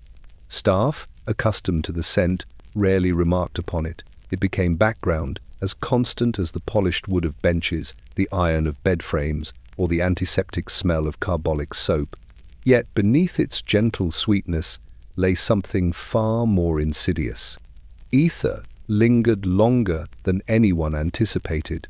It pooled low, settled into cracks in the floor, and clung to fabrics in ways unseen and unimagined. The entire building had become a reservoir. The patient's body was no longer the only vessel. Each room breathed ether, a ghostly presence, invisible to the eye, but present in every inhalation. Hallways that had once smelled faintly of sweat and vinegar now carried a soft, chemical perfume. Surgical theaters were soaked through with it, but so too were administrative offices, supply rooms, and corridors leading to wards where no surgery had yet been performed that day. The hospital had become a living organism, and ether its unseen bloodstream. This ubiquity reinforced confidence. Doctors and nurses believed the air safe precisely because it was familiar. The smell was pleasant, almost reassuring, a sensory confirmation that everything was as it should be. It dulled the mind to danger. Attention focused on the visible. The patient, the instruments, the glowing lamps. The invisible layers of ether at floor level were ignored. In this way, the hospital itself conspired to lull its occupants into complacency. Visitors and students carried ether out into the wider world. Clothings, coats, gloves, all saturated subtly with the chemical's presence, spread the vapor beyond the room of its origin. Hospitals became linked not only by architecture and corridors, but by the migration of ether itself. One wing, thought untouched, might bear traces carried from a neighboring theatre. The smell, sweet and subtle, betrayed nothing of its accumulation or its danger. Even when cautionary notes were issued, gentle suggestions to ventilate, to take care with open flame, they were treated as optional, almost ceremonial. Staff trusted habit and observation over instruction. The calm induced by ether was persuasive. It reassured, softened, dulled urgency. The hospital smelled of safety because everyone believed it did. In truth, it smelled of readiness to ignite. Ether's sweetness masked the threat in plain sight. It was both pervasive and invisible, familiar yet unpredictable. A lamp adjusted slightly, a cautery iron lifted nearer the table, a match struck casually. All these interactions could provoke a sudden, violent response from an air that felt harmless. And because the smell itself was pleasant, it encouraged trust. Confidence grew in tandem with risk. Hospitals smelled of sweet progress. Visitors were impressed. Students were reassured. Surgeons moved with authority. Yet the underlying chemistry ignored all intentions. Rooms became tinderboxes disguised as sanctuaries. Sweetness, so often equated with cleanliness and order, had become a warning unnoticed. Every inhale reinforced the illusion of safety. Every exhale added to the accumulation. And in the silent, sweetened air, danger waited patiently for the smallest spark. Before any sound broke the room, there was a stillness so complete it felt deliberate. Not the measured quiet of protocol or etiquette, but a quiet imposed by chemical obedience. Ether had claimed the space, subdued bodies, dulled reflexes, and softened minds. Even the patient's breathing, shallow yet steady, seemed like part of a ritual. Every rise and fall of the chest was a metronome, marking the suspension of resistance. The room itself poised, as though waiting for a conductor's signal. This silence was seductive. It reassured. It whispered that nothing could go wrong here, not while the surgeon's hands moved with certainty and the lamps burned steadily above. Confidence grew almost spontaneously, reinforced by the absence of struggle. The assistants no longer flinched at movement. Students did not shift nervously on their benches. The only sounds were subtle, the faint hiss of a gas lamp, the soft creak of a floorboard, the occasional scrape of steel against a tray. No one considered that silence was not safety. Ether had achieved what centuries of restraint and training could not. It had quieted instinct, dulled caution, and obscured hazard. Pain no longer demanded attention. Panic could no longer interrupt. The patient lay still, unknowing and vulnerable, while the room itself transformed into something both calm and deceptive. Every participant interpreted this quiet as control, not realizing that it also created conditions in which danger could thrive. The silence was physical as well as psychological. Ether pooled low along the floor, invisible to the eye but dense and potent. It lingered in corners, beneath tables, inside folds of aprons and skirts. The very architecture held it. Open spaces above appeared ordinary, safe. Footsteps carried a faint ripple through the vapor. but the effect was negligible, almost imperceptible. The room's stillness encouraged a kind of inattentive trust, masking the volatile chemistry coiled beneath the veneer of calm. Even fire, familiar and benign in everyday practice, seemed less threatening in this hushed environment. Gas lamps burned steadily, matches struck briefly and extinguished, and cautery irons glowed red without incident. Observers interpreted silence and absence of disturbance as proof that all elements were safe. The air smelled faintly of sweet progress, reinforcing the sense that nothing could go wrong. No one thought to question what the room was quietly holding beneath their feet.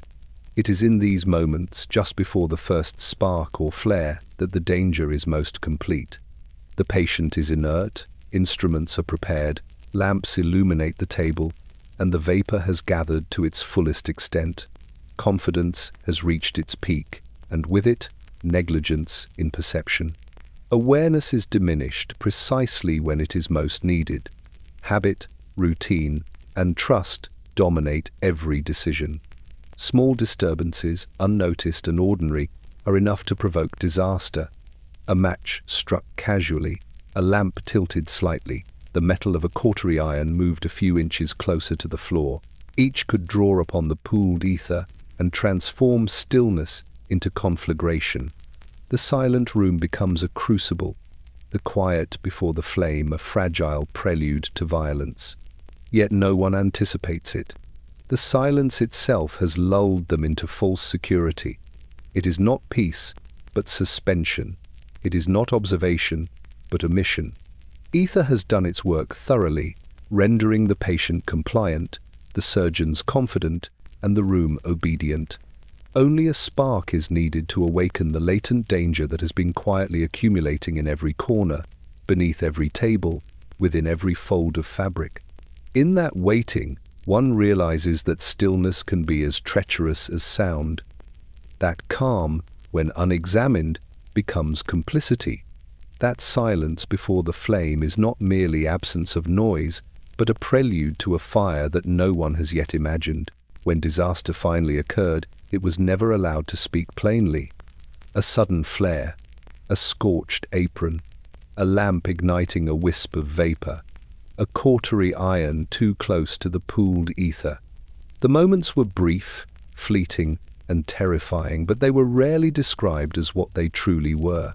Instead, they were reframed, labeled anomalies, blamed on carelessness, misfortune, or inattention. The room itself, and the substance that had gathered invisibly within it, was never held accountable. This reframing was deliberate, though rarely conscious. Victorian medicine prized reputation as highly as skill. Surgeons were expected to demonstrate mastery, confidence, and calm.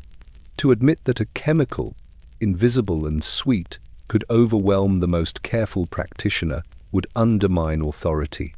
It would suggest that preparation and training, so painstakingly cultivated, were insufficient. Better, then, to treat fire and explosion as rare exceptions, not consequences, and to continue the work of the day as if nothing had changed. Reports followed the same pattern. A minor flare occurred. One entry might read, "Patient and staff unharmed, cause undetermined." The language was sterile, detached, almost polite, as if formal tone could suppress the truth. Observers, when questioned, repeated the words they had been taught: accident, anomaly, unforeseeable. The implication was comforting. It suggested randomness rather than systemic risk.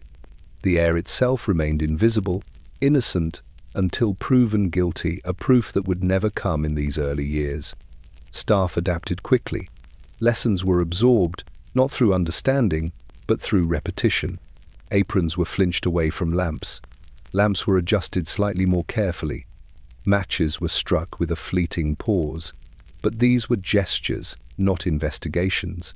They addressed symptoms rather than causes. The pooling ether, the weight of sweet vapor that had lingered in corners, under floorboards, within fabrics, remained entirely unexamined. The very design of the operating theatre encouraged such framing. Rooms were enclosed, warm and calm. The air appeared harmless. Nothing visible warned of the chemical burden beneath the surface. Doctors and nurses interpreted the absence of immediate, dramatic consequences as evidence of safety, even in the wake of near misses. Confidence, once established, proved more persuasive than caution. Habit overshadowed analysis. It was also a matter of human psychology. To acknowledge that danger had been waiting silently, patiently, in the very floor and fabrics of the room, that the combination of routine, flame, and vapor was inherently hazardous, required confronting the limits of knowledge and control.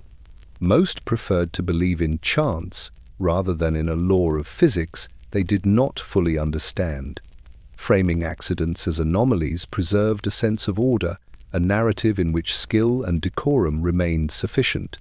In some cases, a minor incident was followed by increased vigilance, but always temporarily. Over time, familiarity dulled concern. A flare that had startled the first observer became a story repeated as curiosity or anecdote. Its significance softened with each retelling. Ether remained ubiquitous, its threat invisible, its sweet scent reassuring. The room absorbed confidence as thoroughly as it absorbed vapor, reinforcing the illusion that accidents were aberrations rather than inevitable consequences. And yet, in every instance, the same conditions persisted. Ether continued to pool, hidden in low corners and folds of fabric. Open flames continued to burn with routine familiarity. Heated instruments continued to radiate warmth into the invisible sea of vapor. The room remained calm, orderly, and deceptive, awaiting the next spark. Accidents were reframed as anomalies, but the truth lingered, patient and inevitable. The room was already a tinderbox. The misfortune labeled anomaly was only the first to reveal the chemical reality that had been quietly accumulating for years. The illusion of control persisted until it could persist no longer. Silence, sweetness, and confidence concealed what everyone wanted to ignore. Danger had been waiting in plain sight, and it would not wait forever. It arrived without ceremony. No warning preceded it. No smell intensified. No movement betrayed its approach. One moment, the room was calm, obedient, filled with the soft, familiar sweetness of ether. The next, flame leapt across the floor, bright and sudden, slicing through quiet, as if the air itself had decided to revolt. The flash was brief, instantaneous, and impossible to ignore. Yet it seemed to come from nowhere. To the surgeons, nurses, and students present, it defied explanation. Lamps burned steadily above. Instruments lay in place. The patient remained unconscious, utterly still. The air appeared calm. And yet, fire had found its way into the room, as if summoned by some invisible, inevitable law. Everyone reacted instinctively. Hands recoiled, chairs were knocked aside. Some tried to smother the flames with coats or drapes. Others simply froze, struck dumb by the speed of the ignition. The room that had seemed so familiar and safe became alien in an instant. Its surfaces transformed from objects of trust into conduits of danger. No one questioned their own actions at first. The mind searches for convenient explanations. A match struck carelessly, a lamp adjusted too close to a table. These were the obvious culprits, the things that could be seen. The real cause, the invisible accumulation of ether pooled beneath the table, in corners, along floorboards, and absorbed by woolen garments, was impossible to identify in the moment. It was everywhere and nowhere, obedient until disturbed, patient until provoked. The flash revealed the truth of the room's hidden chemistry. Ether, which had seemed so benign in its sweetness, had been waiting. Its presence was silent, invisible, unsuspected. It responded immediately to the smallest introduction of heat or spark, moving from floor to air, gathering strength, joining with flame in a sudden, merciless display. What had been calm became violent. What had been invisible became painfully, dangerously present. Observers struggled to comprehend the speed. In that fraction of a second, familiar objects, the polished floorboards, the aprons, the wooden benches, the instruments transformed into threats. The theatre itself had become a trap, designed not by architecture but by physics and chemistry, shaped by habit, trust, and neglect. The elements of routine, the air, the flame, the warmth of heated steel had silently aligned against them. Some managed to act. Coats were thrown, lamps pushed aside, instruments removed, but action was often futile. Fire spreads faster than perception, faster than reaction, faster than comprehension. By the time anyone registered the source, it was already gone from the floor and climbing, rolling along surfaces, tracing paths that seemed impossible to predict. Smoke began to curl, acrid and unexpected, a second signal that the room's reality had changed irrevocably. Afterward, in whispered accounts and carefully written reports, the flash was minimized. A brief flare occurred. A surgeon might write. No injuries sustained. Cause uncertain. Language sanitized the terror, reframed catastrophe as anomaly, preserved the reputation of those present, and ignored the lesson that the air, sweet and invisible, had always carried risk. The room, for all its appearances, had not changed. The air remained saturated with ether, waiting for the next spark. The lamps still burned, the floorboards still absorbed, the aprons still carried traces of chemical sweetness. Calm had been shattered, but only temporarily. Confidence, habit, and ignorance would return, and with them the illusion that nothing could ever threaten again. And yet, the flash, brief as it was, left a memory that would not fade. A reminder that in rooms designed for healing, the quietest presence, the ether lingering unseen, could become the most dangerous. The room itself, obedient and familiar, had betrayed them all. The table had always been a place of focus. It was the center of the operating theatre, the stage upon which skill and knowledge were displayed, the site where the body surrendered to science. Instruments were arranged meticulously, linens folded with care, lamps adjusted to cast light without glare. The patient, unconscious under ether, lay in the middle, a passive witness to the ritual of precision, until the flame arrived. It began as a flicker, small, almost dismissible, a match struck carelessly, a lamp tilted slightly, a heated cautery iron held too near the cloth. Yet within moments the fire had spread, climbing along the polished floorboards, curling around the legs of the table, brushing against aprons and skirts. The room, once calm and orderly, became a crucible. Smoke rose in thin spirals, acrid and suffocating, filling the space with a sharp urgency that had never been felt before. Those present reacted with instinct rather than strategy. Hands grabbed for cloths to smother the flames, but every motion disturbed more ether, sending vapor into the fire's reach. Coats were flung aside. Lamps were lifted in frantic hope. Students shrank back into the gallery, their faces pale, witnessing the transformation of their familiar theatre into chaos. Every object became a potential conduit for flame wood, fabric, polished steel. The patient remained inert, oblivious to the inferno threatening to surround them. Ether's work of anesthesia was complete. Consciousness had been silenced, reflexes subdued.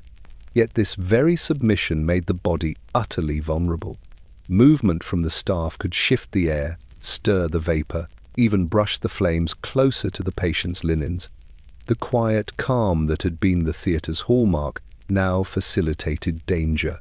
What had once felt safe had become a trap. The fire's behavior was unpredictable. Flames licked upward in sudden bursts, then subsided, only to flare again where a new pocket of vapor had gathered. The room's vertical layers, previously ignored, revealed their treachery. The air near the ceiling seemed normal, reassuring.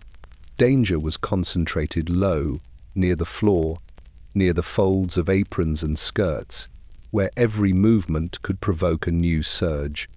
Observers could see the fire, but they could not see the full extent of the ether that fed it. In that moment, the operating table became an island. The patient at its center lay untouched by skill alone. The flames circled, climbing along objects that had once been trusted, the wooden legs of the table, the instruments resting on polished trays, the folds of linen. Each object reflected the room's new chemistry, turning ordinary materials into instruments of risk.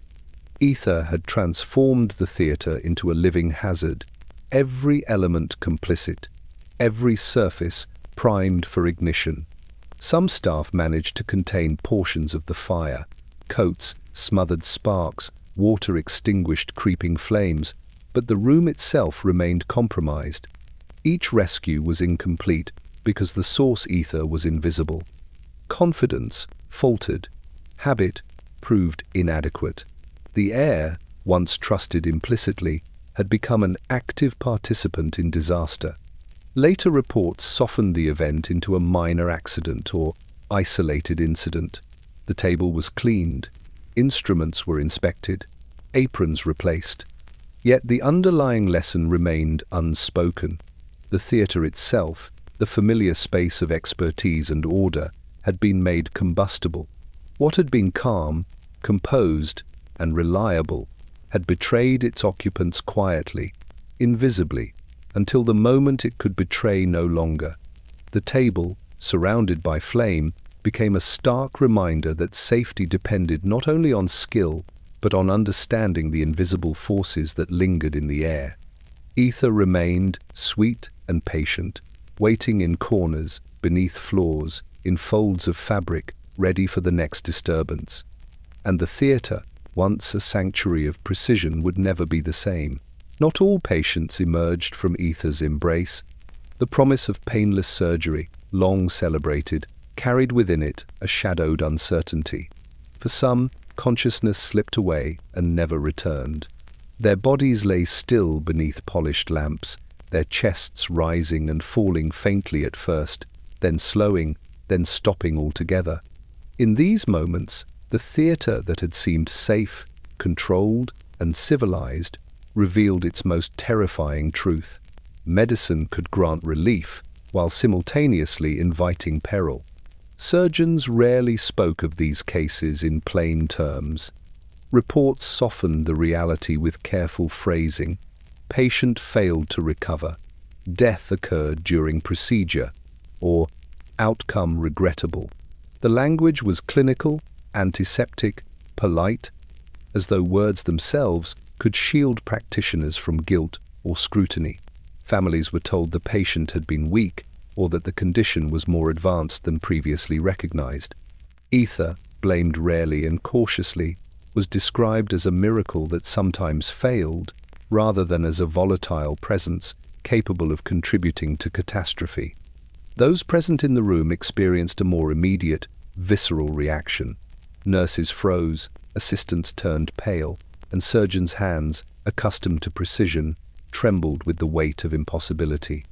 The body, inert and silent, refused the usual signals of pain, struggle, or protest. The mind of the patient offered no warning. Reflexes, once a subtle feedback system for danger, were stilled. Ether had done its work perfectly, but in doing so, it had concealed the line between unconsciousness and death. In these moments, the room itself seemed complicit. The calm that had previously encouraged confidence now deepened the horror. Lamps glowed steadily, instruments lay arranged as if awaiting continuation, and the sweet scent of ether filled the space like a silent witness. The very air that had been trusted so implicitly had, without warning, become a grave, its invisible accumulation contributing to the finality of life taken too soon. Medical understanding was insufficient. The properties of ether were studied chemically, but their interaction with human physiology and environmental variables remained poorly understood. Factors such as pooling, accumulation, and unrecognized flammability were often irrelevant to reports of patients who never woke. The immediate focus was on technical proficiency and post-operative procedure, not on the invisible threat that had silently gathered beneath tables, in fabrics, or along floorboards. Witnesses recalled these events in hushed tones. Their language reflected disbelief more than analysis. "He did not breathe again. We could not rouse her." It was as if she had simply vanished from consciousness. In these accounts, the room's role remained unspoken. The instruments, the lamps, the vapor-laden air, all were normalized, their contribution to mortality ignored or misunderstood. The theatre returned to calm with remarkable speed, erasing evidence of what had transpired except for the lifeless body at its center. The patients who never woke became warnings disguised as anomalies. Their deaths were absorbed into practice, catalogued clinically, sanitized in print. Ether's danger remained abstract, concealed beneath its celebrated ability to silence pain. Each unconscious body left behind a silent testimony, reminding those present that the gift of painless surgery carried consequences they were scarcely prepared to acknowledge. In this way, ether asserted its dominion quietly. It seduced the living with calm, sweetness, and obedience, while claiming the lives of the unwary with invisible precision. The operating theatre, once a sanctuary of skill and science, revealed its fragile dependency on factors too subtle to measure. Those who failed to awaken were the first to expose the truth, that progress could be merciful and lethal in equal measure, and that the air itself, trusted and unseen, was already capable of taking more than it gave. Scorched flesh, smouldering cloth, the faint black mark on polished floorboards. These incidents were noted but seldom interrogated. In Victorian operating theatres, burns were a common enough hazard to be considered an unfortunate accompaniment to progress, a minor misfortune rather than a systemic warning. Each mark, each blistered hem or seared apron was catalogued, reported politely, and then dismissed. The air itself, saturated with ether, went unremarked. The sweet, invisible chemical had long been accepted as benign. Its capacity to ignite was reframed, obscured by convention and belief. The surgeon, accustomed to authority and observation, rarely paused. Hands that had wielded knives, lifted cautery irons, and adjusted lamps for decades were steady and confident. Burns were explained away as anomalies. A lapse in attention, a distracted assistant, a momentary misalignment of instrument and lamp. No one considered the invisible pool of ether gathering silently along the floorboards, beneath aprons, or clinging to skirts. Its presence was not yet understood, and the human mind, ever eager to simplify, preferred to attribute blame to what could be seen and controlled. Students and assistants learned this lesson quickly. When a cloth caught fire, a floorboard charred, or a sleeve singed, the incident was narrated with reassurance, a minor accident, nothing that suggests hazard beyond carelessness. They absorbed the behavior without question, repeating it in practice. Observation and authority were conflated with safety. As long as the surgeons and instructors demonstrated composure, the room itself remained invisible, its dangers overlooked in favor of performance. Hospitals, too, perpetuated the illusion. Administrative reports minimized harm and emphasized professionalism. Public perception was protected by language and structure. Newspapers and journals, when they recorded incidents, described them as rare, isolated, or unavoidable. They highlighted the skill of the staff in containing flames, the prompt extinguishing of fire, the lack of lasting injury. Ether, though the catalyst, was scarcely mentioned. The narrative absolved the chemical, the room, and the environment, focusing instead on human error as the cause. This framing reinforced complacency. Surgeons and nurses, reassured that burns were exceptional, continued their routines without modification. Open flames remained above tables. Heated instruments glowed red. Matches were struck with habitual confidence. Ether continued to pool silently in low corners and folds of fabric. Each operation replicated the same conditions that had produced minor incidents before. The environment grew steadily more volatile, yet the pattern was invisible, and the explanations for past misadventures encouraged the repetition of risky behavior. When accidents were repeated, the pattern was always interpreted individually. One burned apron might inspire a fleeting caution. One scorched floorboard might lead to a brief adjustment in lamp placement. But the systemic hazard, the combination of ether-laden air, open flame, heated steel, and flammable textiles, remained unrecognized. Each explained burn became a lesson in vigilance towards superficial causes, rather than a prompt to examine the unseen forces shaping the theatre. In truth, the burns were harbingers, subtle yet unmistakable. They signaled that the room, trusted and familiar, had become a space in which ordinary acts could yield extraordinary consequences. Ether had quietly transformed calm, routine, and safety into a volatile equilibrium, where the next spark might produce catastrophe. By explaining burns away, the theatre preserved confidence, but at the cost of understanding. The air remained charged, patient, waiting for a moment when explanation alone could no longer suffice. And so, the theatre continued. Instruments gleamed, aprons were tied, flames were tended, the smell of ether remained faint and sweet. Burns were reported, dismissed, and forgotten. The invisible danger lingered, teaching nothing, waiting for the day when explanation would fail entirely. Shock arrived quietly at first. A subtle tightening of the chest, a stiffening of limbs, the sudden narrowing of the eyes. It was not fear in its rawest form, not panic's frantic lurch, but a paralysis of disbelief, a recognition that the familiar room, the trusted instruments, the predictable rituals had betrayed them. Surgeons who had guided hands for decades, whose authority had been absolute, now froze in place, their certainty stripped away in a single, silent instant. The patient lay inert, a body surrendered to ether, unaware of the danger that had awakened around it. The lamps above burned steadily, their flames unremarkable, and yet the room itself had transformed. Ether, pooled along the floor and absorbed into fabrics, had combined with a stray spark or a careless touch of heated steel to create a sudden, violent blaze. Smoke curled in unfamiliar patterns, acrid and fast-moving, and the familiar sweetness of ether was momentarily overtaken by the tang of heat. Hands that had been steady trembled. Instruments clattered as assistants recoiled.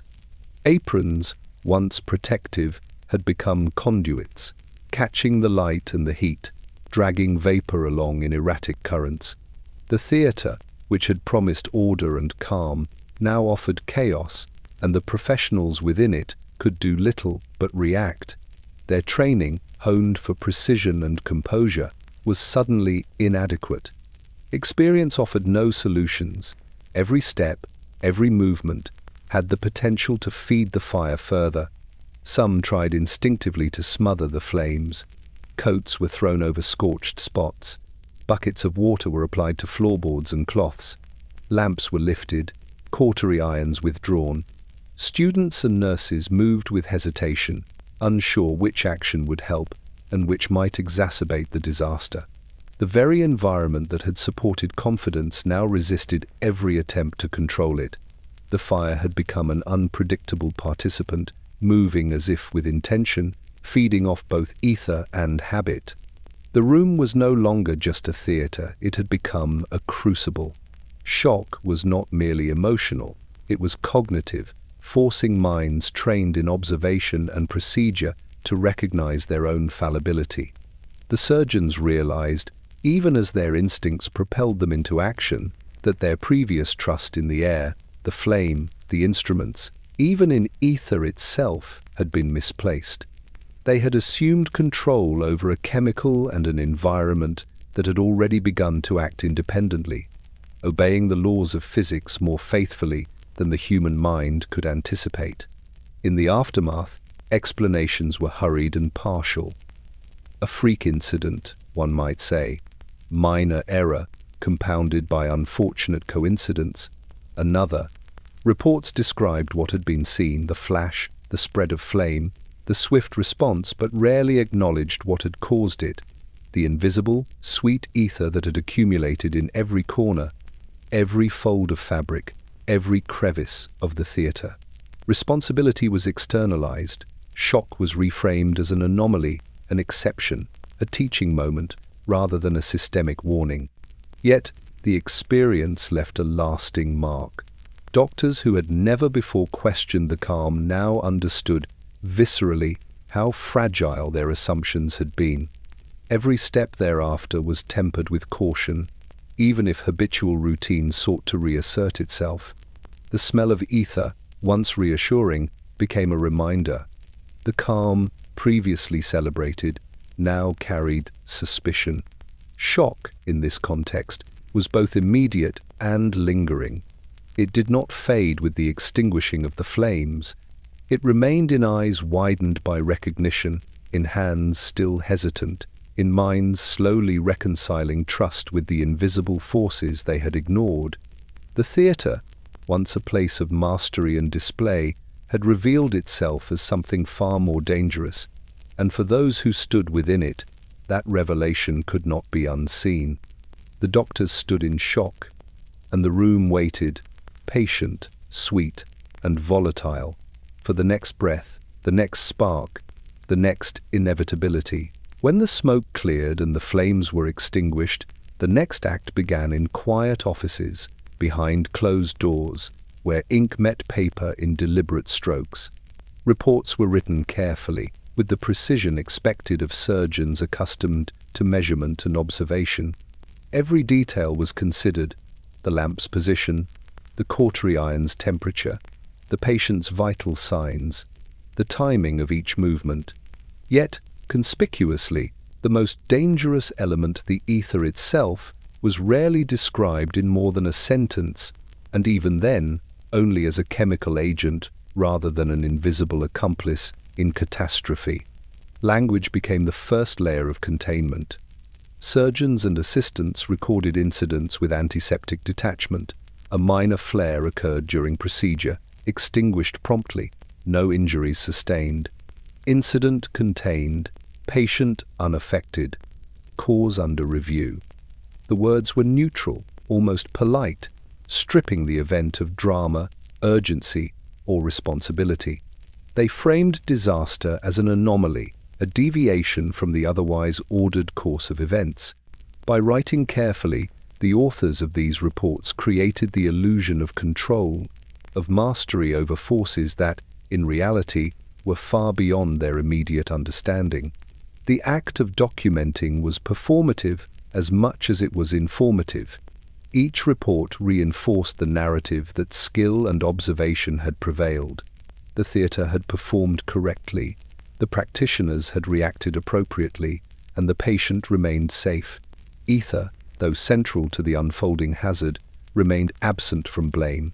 Its role as an invisible, flammable presence was muted in words, rendered almost irrelevant by careful phrasing. In this way, language served as a shield for both the chemical and those who wielded it. Even recommendations were cautious. Care should be taken when adjusting lamps, or ensure that cotton aprons are kept at a safe distance from open flame. Read like polite suggestions rather than strict mandates.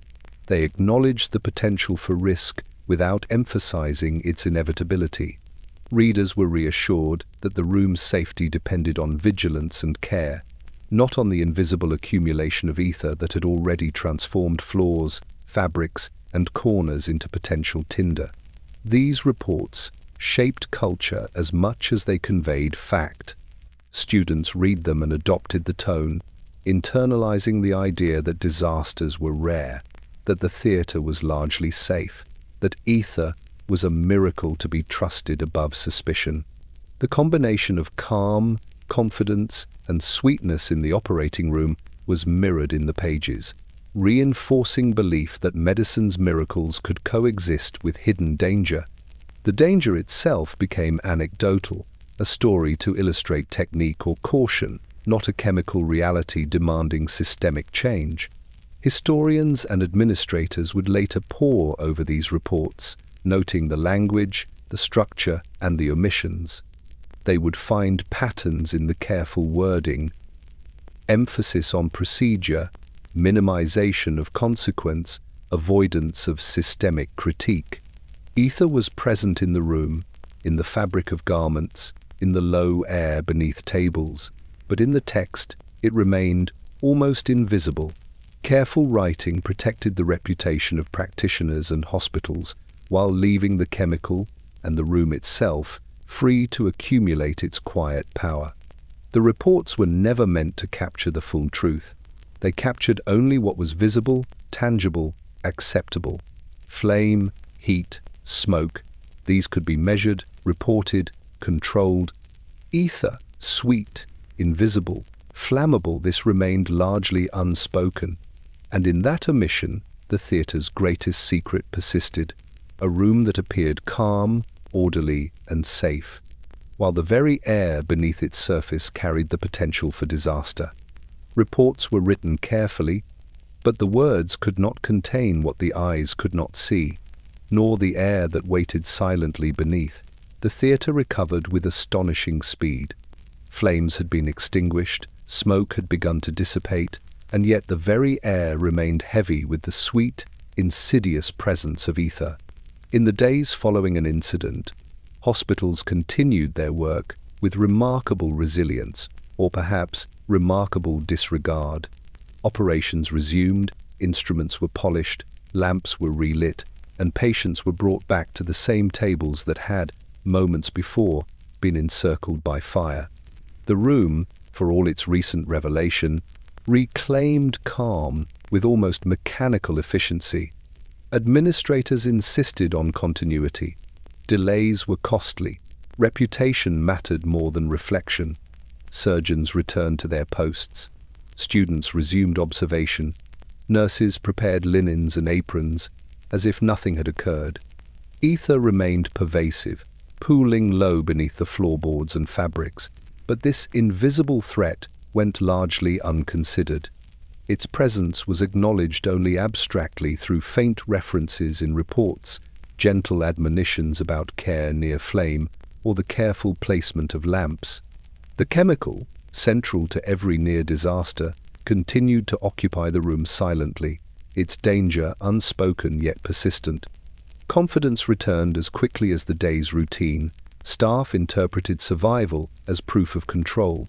The patient, anesthetized, obedient, and unaware, lay ready once more beneath polished steel. Instruments gleamed, lamps burned steadily, and the air seemed calm above head height. Those present believed that what had been managed once could be managed again. Experience was sufficient evidence. The past did not guarantee future safety, but it reassured those trained to trust routine and habit. This continuity masked the invisible risk. Every repetition of the procedure added to ether's accumulation, layering concentration with each passing hour. Floors remained saturated, fabrics continued to carry vapor between rooms, aprons became reservoirs of chemical memory. Yet none of these factors were visible. They were ignored, unmeasured, and assumed harmless because they produced no immediate symptom. Habit and confidence overshadowed curiosity. While the theatre itself remained deceptively stable, hospitals functioned as though ether's presence were benign. Doors were closed, windows remained shut against cold or drafts, and ventilation continued as an afterthought. Open flames burned routinely, matches were struck casually, and heated steel radiated warmth above patient and table. Each action, ordinary in isolation, compounded risk when combined with invisible vapor. The theatre became a system in which ordinary habits carried extraordinary consequences, but those consequences were delayed, subtle, and largely unobserved. Reports, written carefully as always, framed any subsequent incidents as anomalies. The hospital's reputation depended on continuity. Life went on, lessons were minimized, and habits remained unchanged. Training emphasized skill, observation, and calm demeanor, but rarely addressed the invisible chemistry in which every practitioner now worked. In this way, the institution itself perpetuated the conditions that had led to fire, allowing the theatre to continue regardless. The very persistence of routine became the theatre's greatest ally. Confidence reinforced habit. Habit reinforced exposure. Exposure accumulated quietly, imperceptibly, in the very structures and fabrics that staff trusted. The room's sweet smell, once a mark of modernity and progress, became the signature of potential disaster. The theatre functioned seamlessly while danger waited in the shadows, patient, invisible, inevitable. Hospitals continued regardless, and ether lingered, silent and sweet, beneath polished wood, within folds of fabric, and along every surface, ready for the spark that would finally reveal what calm alone had concealed. Flame had always been familiar in the theatre, controlled and mundane. Lamps glowed steadily, cautery irons radiated warmth, matches sparked briefly to adjust wicks or relight burners. Fire was a tool, a routine part of practice, never a spectacle in itself. And yet, when ether had gathered invisibly in the air, the presence of a sudden flare transformed familiarity into humiliation. The fire that erupted in a theatre was never simply an accident. It was a professional embarrassment. To have something so elemental, so basic, escape control under the gaze of students, colleagues, and patrons called authority into question. Surgeons, accustomed to absolute composure, suddenly found themselves exposed, their mastery undone by an invisible, unanticipated force. Every observer noted the juxtaposition of skill and chaos, the contradiction between calm hands and the eruption at their feet. The embarrassment was compounded by expectation. Ether had promised safety, silence, and ease. The theatre had been rehearsed countless times, each procedure a demonstration of precision and competence. When flames leapt, it betrayed not only the physical environment but the surgeon's judgment. Questions spoken and unspoken hovered in the air. How could the room, so controlled, allow this? How could the practitioner, so skilled, fail to anticipate it? Reputation, meticulously built over years of study and performance, wavered in a few seconds of light and heat. Yet the fire itself was impersonal. It followed no malice, no intent. It responded only to physical conditions, the pooled ether, the warmth of a heated instrument, the proximity of flame. The embarrassment was a social construct imposed by observers, a reflection of human vanity and the Victorian obsession with decorum. The chemical reality remained silent and impartial, operating according to its own laws, unbound by the judgment of men. Afterward, the language used to describe these incidents was careful, calculated, and polite. Reports minimized the spectacle, framing it as a minor lapse or an unpredictable anomaly. A small flame appeared unexpectedly, extinguished without injury. They might read.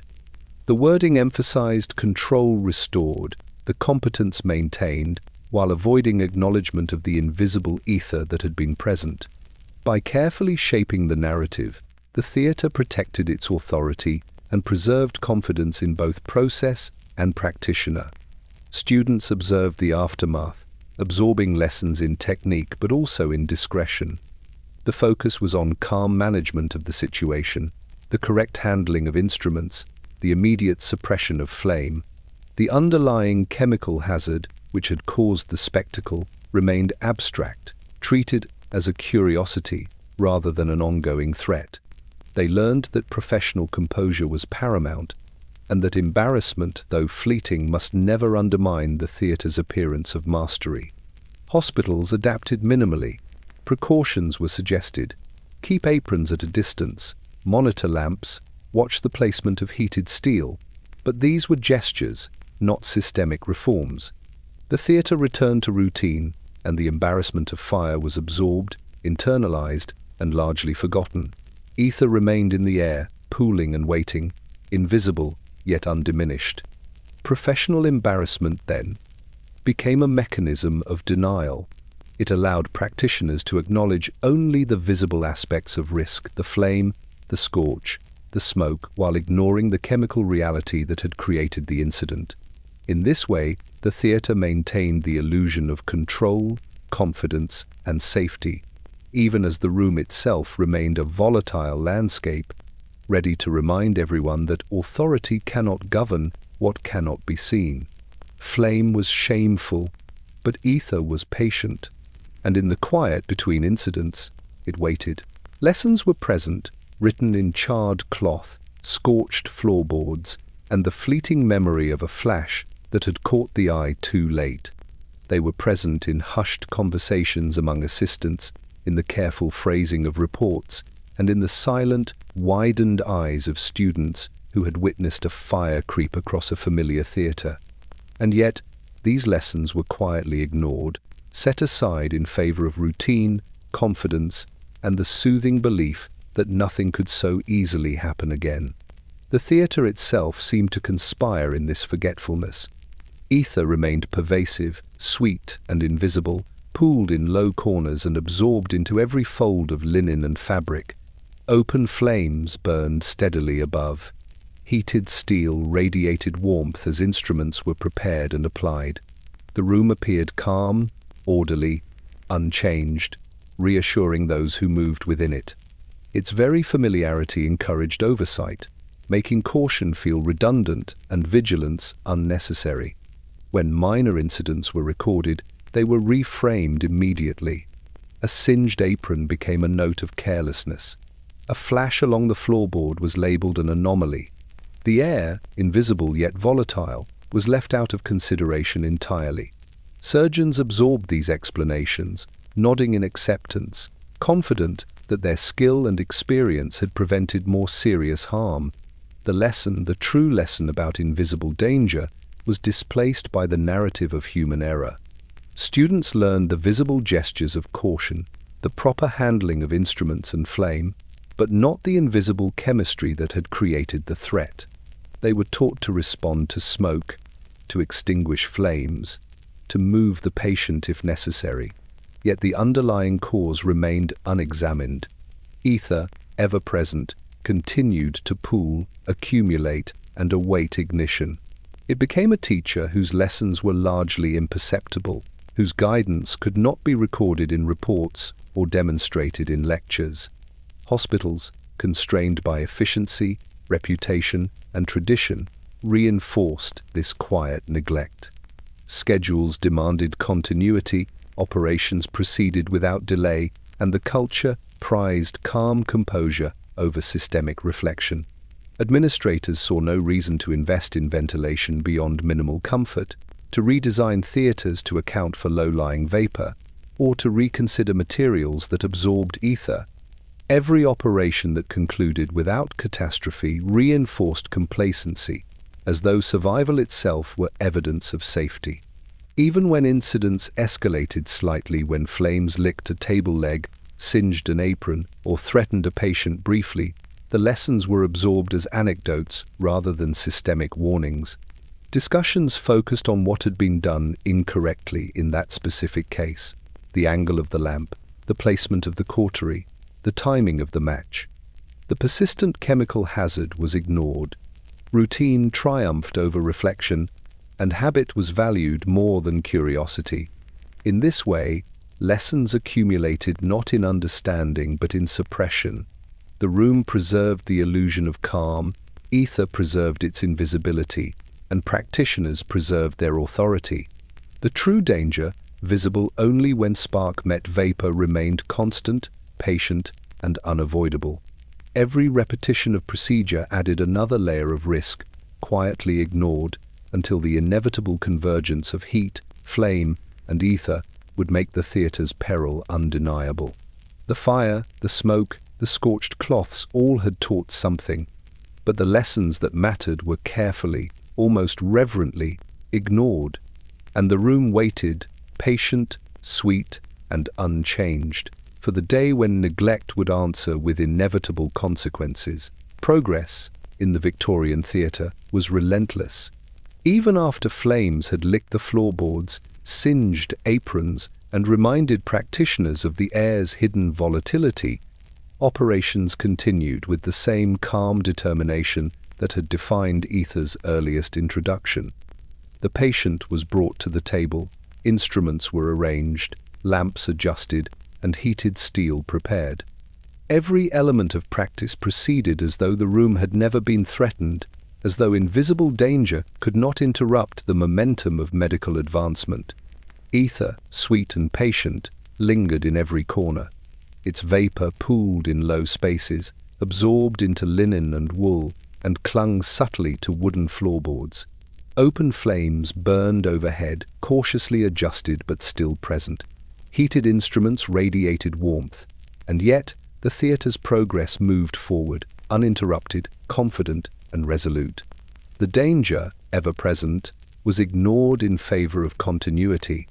Doctors and surgeons had grown accustomed to the duality, miracles delivered with one hand and hazard lurking invisibly with the other. They focused on procedure, technique, and instruction, trusting their training and experience to mitigate any unforeseen threat. Patients were anesthetized, instruments precise, assistants ready.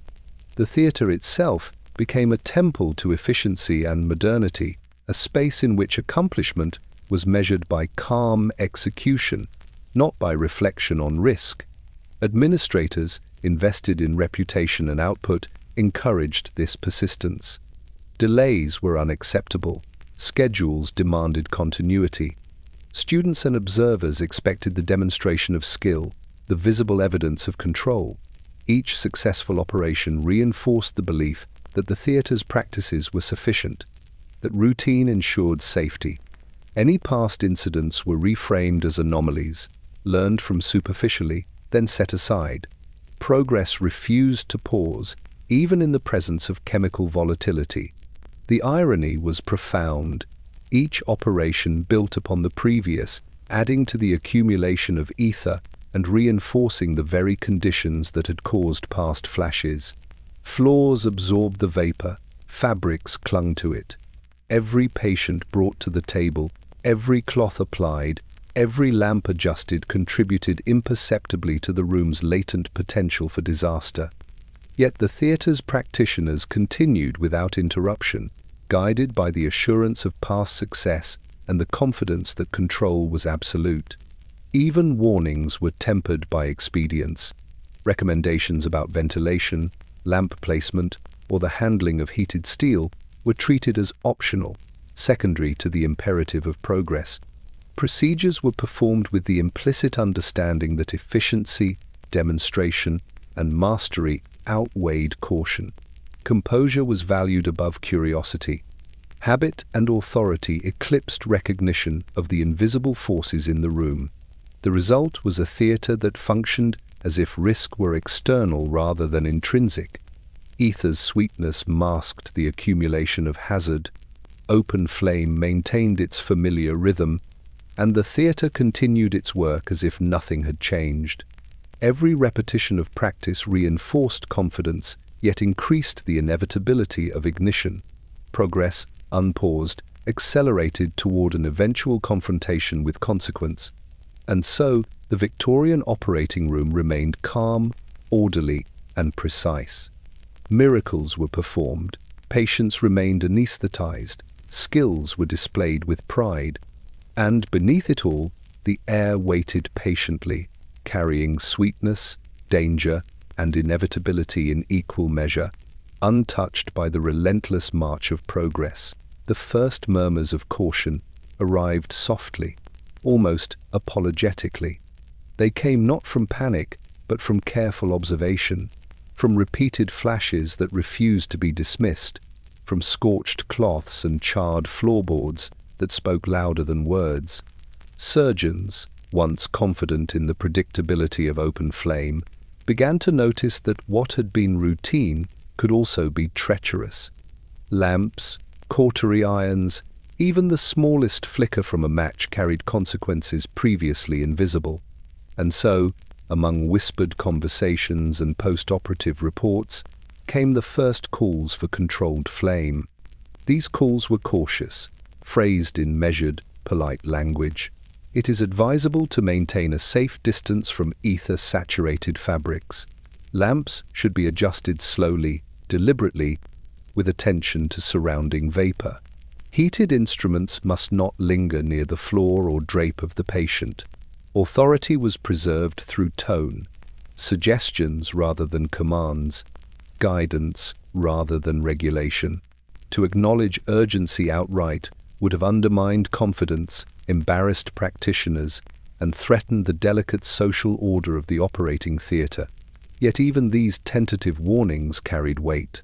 Staff began to adjust the placement of lamps, to restrain matches from striking unnecessarily, to consider briefly the trajectory of heat. The theatre responded not with rebellion but with obedience.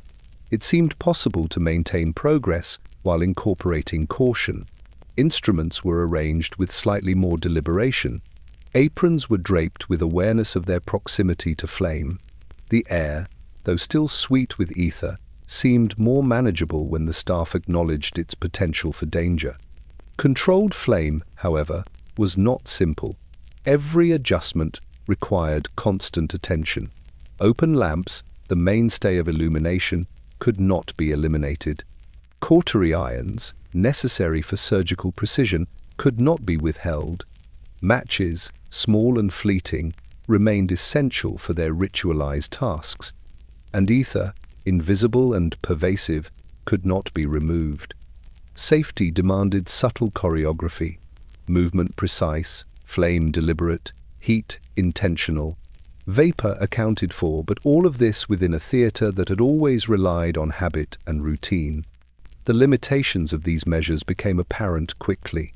A lamp tilted too far, a match struck too close to the patient's linens, an instrument lowered without sufficient attention, each could provoke sparks that interacted with ether in ways impossible to predict fully.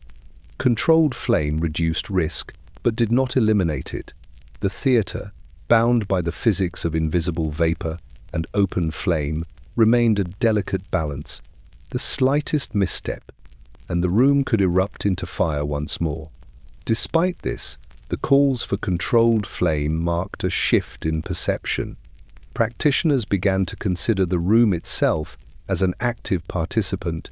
They recognized that the sweet air, once assumed inert, could contribute to catastrophe. They acknowledged that safety required more than skill, speed, and composure. It required mindfulness of environment. Even so, these lessons were incremental. Habit, tradition, and confidence persisted, limiting the adoption of strict protocols. The theatre remained obedient but volatile, and progress continued alongside risk. In the end, the calls for controlled flame were a compromise, a nod to caution without halting the march of medicine. Surgeons and assistants adjusted their practices slightly. Lamps and heated steel were handled more carefully, and the sweet ether continued to drift through the room, patient, invisible, persistent. The theatre, reassured by these modest adaptations, resumed its work, a space of calm, order, and quiet danger, waiting for the inevitable spark. Flame could be guided, but it could never be fully restrained. And ether, silent and sweet, remained ready. Even as surgeons adapted their practices, whispers of other possibilities began to circulate. Ether, celebrated as a miracle, was also understood quietly, cautiously to be unpredictable. It induced sleep and silenced pain, yes, but it also lingered in corners, pooled beneath tables, and carried the latent potential for catastrophe. In this awareness, some began to look beyond the familiar bottle and cloth, searching for alternatives that might deliver relief without invisible peril. Chloroform, newly introduced to the world of anesthesia, promised a different sort of obedience. Its chemical behavior differed from ether.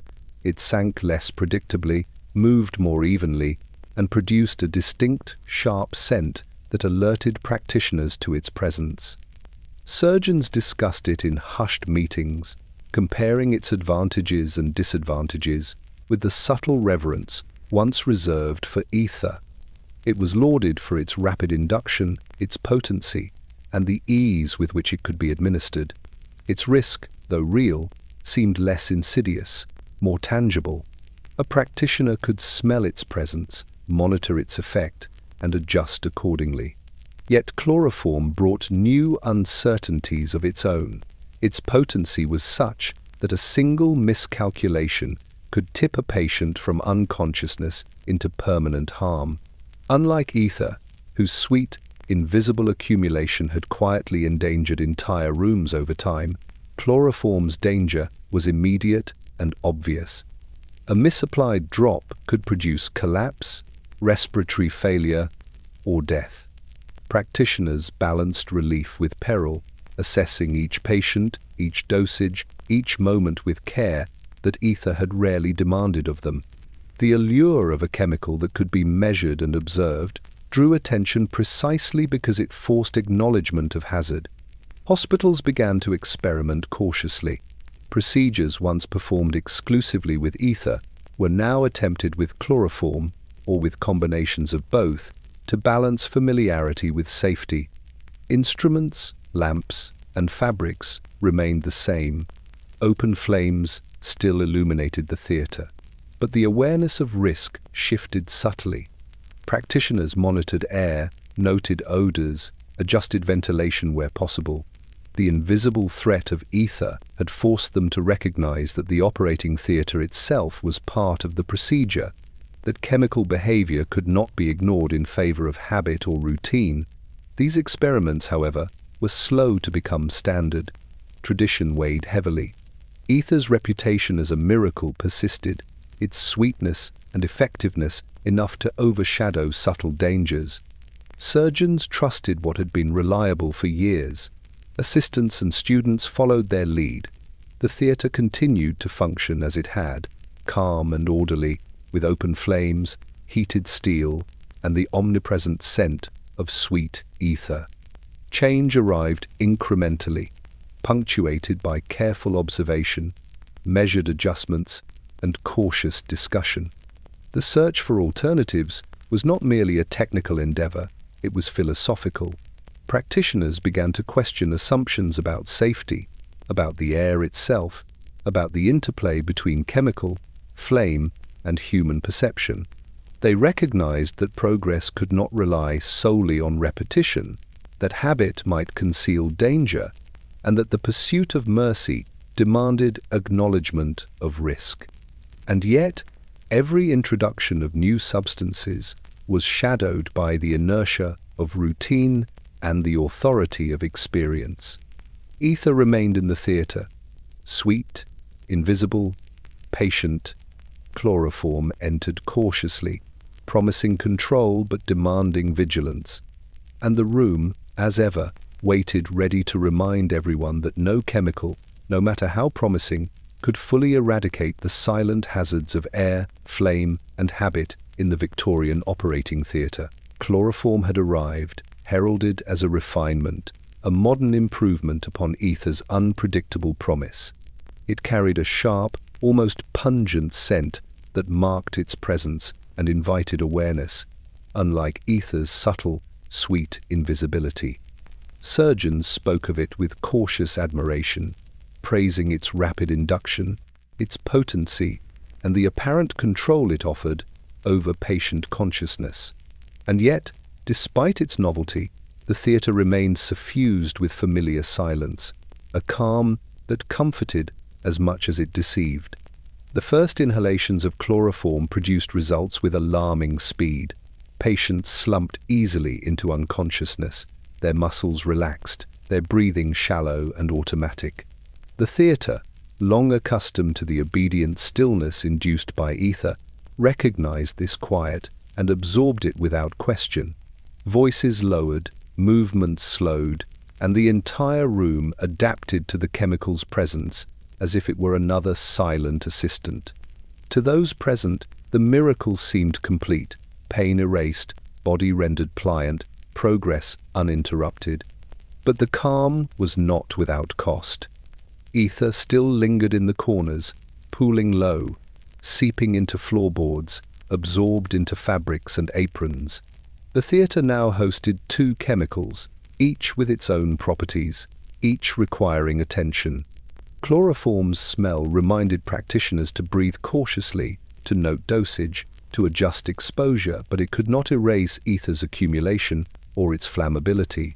The room retained its sweetness, invisible yet potent, the silent companion that had already proven capable of igniting unpredictably. Even as chloroform demanded vigilance, the familiar silence persisted. Staff, trained over years to trust absence of struggle as assurance of safety, interpreted quiet as confirmation that all was well. Students watched, noting the patient's stillness, and were reassured that anesthesia was functioning as intended. The combination of two chemicals, the old, invisible ether and the newer, observable chloroform, produced a theatre of calm that was deceptive precisely because it felt controlled. Sound, motion, and resistance no longer offered meaningful warnings. Danger had been concealed behind compliance. Incidents, when they occurred, were framed as anomalies. A minor flare, a singed apron, a flicker of smoke, these were attributed to human error or environmental coincidence. The chemicals themselves, particularly ether, remained absolved. Chloroform, by contrast, demanded respect, its presence impossible to ignore. Yet in practice, the theatre treated both similarly, as agents of miracle, as instruments of progress, as elements whose behavior was subordinate to routine and habit. The duality created a false sense of mastery. Surgeons and assistants believed that because one chemical was now observable and controllable, all unseen threats had been mitigated. Ether's silent danger was ignored, even as it continued to pool beneath tables, cling to clothing, and saturate the low air where it had always gathered. Flame remained routine, heated steel glowed, and matches were struck without hesitation, all under the reassuring hush of patient stillness. Progress had been preserved, comfort had been delivered, the theatre remained calm, and yet, beneath that calm, the familiar hazard persisted. The sweet, invisible ether coexisted with the sharp, observable chloroform, both chemicals occupying the same room, each indifferent to the intentions of those who worked above them. The silence was comforting, but it was not safe. The new drug was a refinement. The theatre remained deceptive, and the room waited patiently, filled with sweetness and invisibility, for the moment when human oversight would no longer suffice to contain what had quietly been accumulating for years. Regulation, in the Victorian hospital, was always a step behind practice.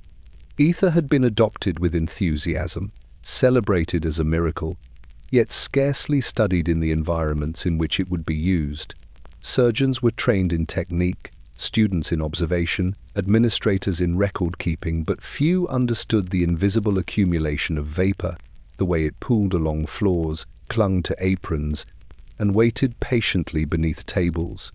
Rules for safe handling were minimal, often perfunctory, and issued only after disaster hinted at necessity rather than from foresight. When regulations finally appeared, they were tentative. Gentle phrasing suggested caution. Ventilation is advised. Care should be taken near flame. Avoid allowing fabrics to linger close to open lamps. The language reflected uncertainty and a desire to maintain confidence rather than enforce strict vlam. Safety. Compliance was recommended, not mandated. Instructions were often too abstract to guide practical action in the theatre, leaving staff to rely on habit, intuition, and the belief that what had succeeded before would continue to do so. These delayed rules shaped perception more than practice. Practitioners read them as confirmation that risk existed, yet small enough to remain negligible. Hazard was acknowledged intellectually but not internalized physically. The theatre remained calm, orderly, familiar, as if regulation were an ornamental gesture rather than a mandate with teeth. Ether continued to pool silently in corners, in fabrics, along cracks in polished floorboards, while open flames, heated steel, and matches persisted as routine. Administrators reinforced this approach. Hospitals measured efficiency, output, and reputation, rather than unseen chemical danger. Rules were issued to satisfy committees, journals, or public expectation, but enforcement was minimal. Ventilation remained uneven, lamps burned as before, instruments were handled in customary fashion. Progress, after all, could not be halted for invisible hazards. The theatre's function relied upon continuity, confidence, and performance, and regulation arriving late, abstract, and incomplete was subordinated to these priorities.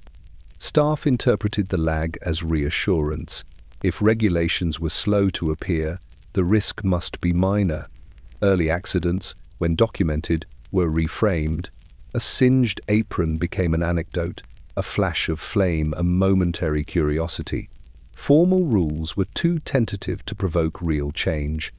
They existed, superficially, as acknowledgement of potential danger, but without the authority or specificity needed to alter routine. The invisible ether remained unchallenged, quietly waiting for misalignment between flame, heat, and accumulation to reveal the inevitability of disaster. Even after multiple incidents, the pattern persisted. Surgeons continued to operate under habitual confidence. Students observed calm precision without noticing what had been neglected. Nurses moved through ether-laden corridors, handling cloths and linens with the same efficiency they had always employed. Each day reinforced routine and familiarity, while regulation remained reactive, conservative, and limited in scope. The irony of lagging rules was profound. The very purpose of regulation to prevent catastrophe was undermined by its delay. The theatre functioned as though compliant with safety standards, yet its invisible hazard accumulated unchecked. Flame, heated steel, and human habit intersected with ether's persistent presence in ways that no instruction, delayed or tentative, could fully anticipate. The theatre continued its work, confident and orderly, and the ether remained patient, sweet, and invisible, waiting for the moment when rules would arrive too late to restrain it. For the first time, the idea of air itself demanded attention. Until this moment, operating rooms had been designed to contain, rather than circulate, to preserve warmth and quiet, to maintain an atmosphere of control. Windows were kept closed against drafts, doors remained shut to muffle sound, and ventilation was an afterthought at best. Ether had long been trusted for its miracle of painless anesthesia, but its invisible accumulation revealed the limits of such complacency. Hospitals began, hesitantly, to consider how the rooms themselves might breathe. The first changes were subtle. Windows were cracked open, allowing a thin ribbon of fresh air to slip in and carry away some of the invisible vapor. Ventilation grates were uncovered or expanded, enabling gentle currents to disturb the layer of ether that had quietly settled along the floor and beneath tables. Practitioners noticed, cautiously, that this reduced the likelihood of sudden flare-ups near lamps and heated steel. Yet the adjustments were neither uniform nor mandated. They were experimental, tentative, guided by observation rather than rigorous understanding. Staff learned, slowly, to move with awareness of air as a medium. Aprons were tied higher or draped differently to prevent ether clinging to fabric close to flames. Instruments were lifted with consideration not only for the patient, but for the invisible vapor that circulated around them. Heated steel, once handled purely as a tool, was now treated as a participant in the room's invisible chemistry. Even small motions, shifting a stool, adjusting a lamp, were reconsidered in terms of how they might stir air and redistribute ether. These changes were revolutionary in theory, yet modest in practice. The theatre itself remained largely unchanged, with its polished floors, wooden furniture, open lamps, and familiar routines. The scent of ether persisted faintly in the air, sweet and deceptive, a reminder that the theatre's calm had always been precarious. Practitioners discovered that air, once ignored, was now an element to be managed, a silent actor whose behavior could no longer be assumed safe. Hospitals began to develop a new relationship with environment. Floors were swept and scrubbed more diligently, not merely for cleanliness, but to remove traces of pooled ether. Aprons and garments were aired between procedures, attempts made to limit vapor absorbed into fabrics. Observers noted that even small adjustments, allowing a draft to pass through the room, opening a window slightly during induction, had a measurable effect on the distribution of ether and the safety of the space. Yet, for all this learning, the theatre remained vulnerable. The invisible vapor could not be removed entirely. It lingered in corners, along seams, and within fabrics. Open flames and heated instruments persisted, part of the necessary choreography of surgery. The air, though now monitored and considered, still required constant attention. The theatre had begun to breathe differently, but it could not breathe perfectly. Hospitals learned, slowly, that air was not neutral, that it could be a companion or a hazard, depending on attention and care. That calm, sweetness, and familiarity were insufficient to ensure safety, and that no matter how carefully windows were opened or currents established, ether remained patient, ever present, waiting to remind those who worked above it that the room's invisible chemistry could not be ignored forever. Air became a participant, flame remained a tool, and the theatre, learning to breathe differently, became only slightly safer, its calm still shadowed by the silent potential of disaster. The theatre had witnessed what no formal record could fully capture. Flames had leapt unexpectedly, aprons had smouldered, floorboards had blackened under the invisible weight of ether. Yet these incidents, though shocking in the moment, rarely survived in written form with the clarity they deserved.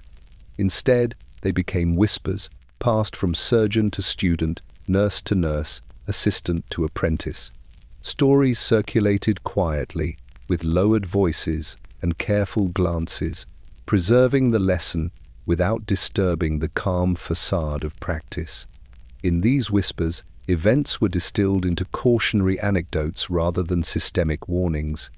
A flash occurred once, one might say, voice hushed, but no one was hurt, and it will never happen again if you mind the lamps. Details were selective. The presence of pooled ether, the sweet invisible vapor lingering low along the floor and absorbed into fabrics, was rarely mentioned. The narrative emphasized human vigilance rather than chemical inevitability. What could not be seen was deemed unworthy of attention. What could be observed was dramatized, retold, and amplified. Students learned early that the theatre was both sacred and perilous. They absorbed the tone, the emphasis, the patterns of storytelling. The flash of flame became a tale of caution, not catastrophe. The singed apron became a parable about attentiveness. The scorched floorboard became a mnemonic for procedural care. These stories were repeated in hushed tones, shared in corners, discussed between classes, or in quiet moments between operations. Yet the invisible lessons, how ether lingered, pooled, and awaited spark, remained unspoken. Whispers reinforced culture. They taught students the importance of composure, of procedure, of hierarchy, of calm. They emphasized that mastery required observation of the visible and management of the immediate. They obscured the invisible, allowing the theatre to maintain an illusion of safety and control. Confidence was passed along as much through narrative as through instruction, and the sweetness of ether, carried in the air, reinforced it. Practitioners who had witnessed near disasters often softened the events in retelling. The embarrassment of fire, the shock of sudden flame, the panic briefly experienced, they were all downplayed. Stories emphasized resolution, how the lamp was moved, how the flame was extinguished, how the patient remained unharmed. These narratives preserved professional dignity while containing fear, teaching control rather than chemistry, habit rather than environmental awareness. Yet within these whispered tales, the truth persisted, unspoken and insistent. Ether had transformed every theatre into a subtle hazard. Open flames remained necessary. Heated instruments continued to radiate warmth. Vapor pooled, fabrics absorbed it, floors retained it. Each telling of a near miss reminded those present that the theatre was not entirely safe, even if the message was veiled by discretion. The danger had a presence, it had a pattern, it simply had no voice of its own. The stories, passed in whispers, became part of tradition. They shaped practice, culture, and expectation. They educated without alarming, instructed without explaining, and in their careful reticence, they allowed the invisible hazard to persist. Ether waited in low corners, beneath tables, within aprons and linens, patient, silent, and untouched by narrative, until the moment when story could no longer contain reality. Stories passed in whispers preserved authority. They preserved composure. And they preserved the room's quiet, waiting danger, ready to remind everyone that mastery is fragile and calm is often deceptive. Ether had once been celebrated as a triumph, a miracle of modern medicine. Pain was silenced, screams were stilled, and the theatre, once chaotic and brutal, became orderly and obedient. Surgeons lauded its effects. Students marveled at the calm it produced. Administrators promoted its use as evidence of progress. The chemical itself, sweet and invisible, became synonymous with skill, efficiency, and humane practice. Its presence was reassuring, even comforting, a signature of the modern operating theatre. Yet every flash of flame, every scorched apron, every blackened floorboard whispered otherwise. The chemical's quiet accumulation, previously overlooked, had begun to reveal its volatility. Incidents that once would have been dismissed as anomalies now demanded acknowledgement, even if framed delicately in reports and conversations. The once flawless reputation of ether required adjustment. It could no longer be celebrated without caveat. Its miracle remained, but so too did its danger. The rewriting of ether's reputation was a subtle process. Surgeons and administrators did not denounce it outright. Its value was undeniable, its effectiveness indisputable. Instead, language and narrative were carefully adjusted to reflect caution without undermining utility. Reports emphasized responsible handling, proper ventilation, and attentiveness near open flames. Accidents were described as preventable, conditional upon human action, rather than inevitable consequences of the chemical's invisible presence. By framing ether as powerful but manageable, its reputation was preserved while acknowledging the need for respect. Stories in whispers contributed to this process as well. Students and assistants recounted incidents selectively, highlighting the need for vigilance, the importance of composure, and the correct handling of instruments and lamps. They emphasized lessons in practice, not the underlying chemical behavior. In doing so, they reinforced the notion that ether was safe when treated with skill, subtly shifting its identity from unconditionally miraculous to conditionally trustworthy. The theatre, in turn, retained its calm, orderly appearance, even as the air remained charged with invisible potential. This rewriting extended beyond the theatre itself. Medical journals, lectures, and manuals began to include references to ether's flammability and the need for caution. Yet the tone remained measured, almost reverent. Ether was still a triumph of science, its benefits unquestioned, its hazards noted politely and with restraint. Practitioners were instructed to manage risk, but the chemical was never portrayed as inherently threatening. Its dual nature, miracle and menace, was acknowledged obliquely, allowing hospitals to continue their work without undermining confidence. The effect was psychological as much as practical. Practitioners felt empowered by the knowledge that ether's dangers could be mitigated through vigilance, technique, and attention to environment. Confidence returned even as subtle unease lingered. The chemical, once purely a source of relief, became a participant in a complex system. Patient, practitioner, instruments, flame, and air, all interacting in delicate balance. Understanding its potential was necessary, yet the theatre could still function, and progress could continue. Ether's reputation was thus rewritten, not erased. It remained the miracle of modern anesthesia, but now carried a caveat. Power must be respected. Its sweet invisibility, once reassuring, now served as both a symbol of progress and a reminder of latent hazard. The operating theatre adapted to this dual identity, continuing to function efficiently while teaching, quietly and subtly, that mastery depended on attention to both the visible and the unseen. Ether remained miraculous, but it was no longer innocent, and the theatre, steeped in its presence, understood that respect for its power had become part of every procedure. Flames could be controlled, redirected, extinguished. They could be lifted from tables, smothered beneath cloths, or driven back with buckets of water.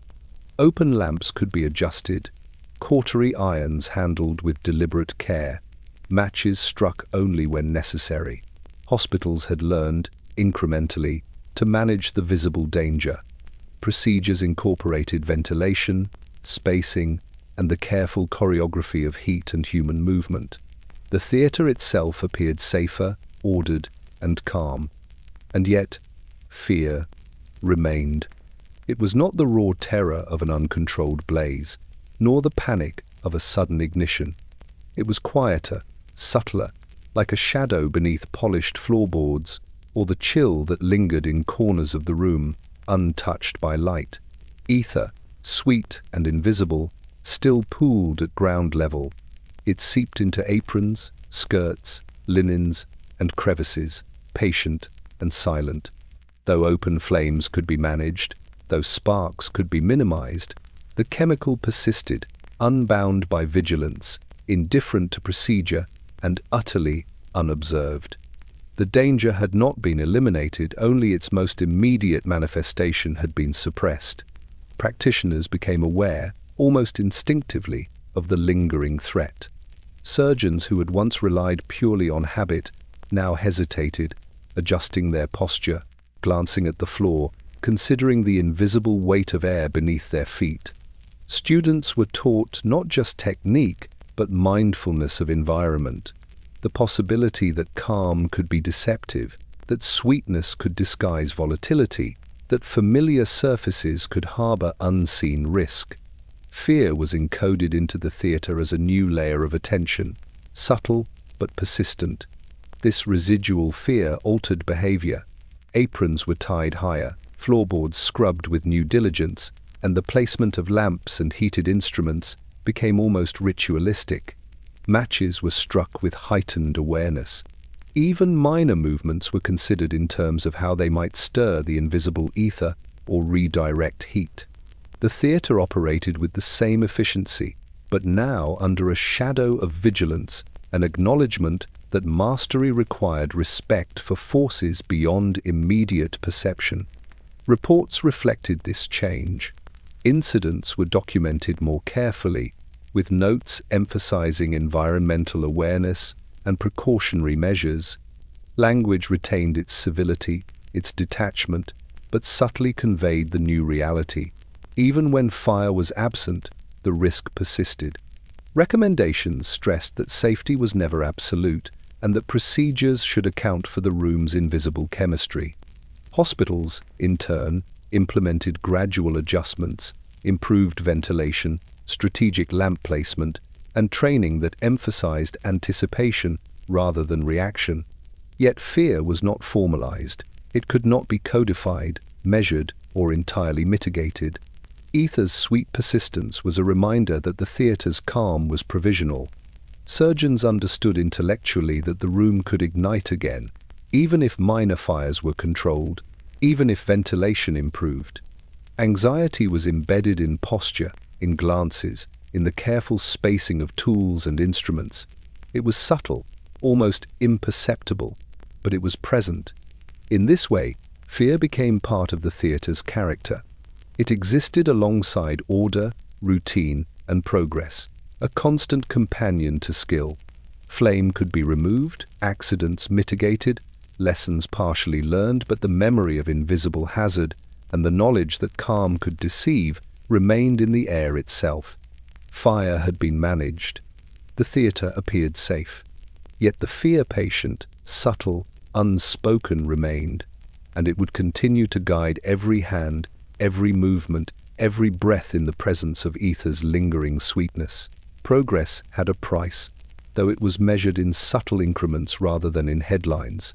Ether had been embraced as a miracle, pain erased, patients silenced, operations elevated from chaos to order. Surgeons praised its effects, students marveled at the calm it produced, and hospitals celebrated the advancement as proof of modern skill and humane practice.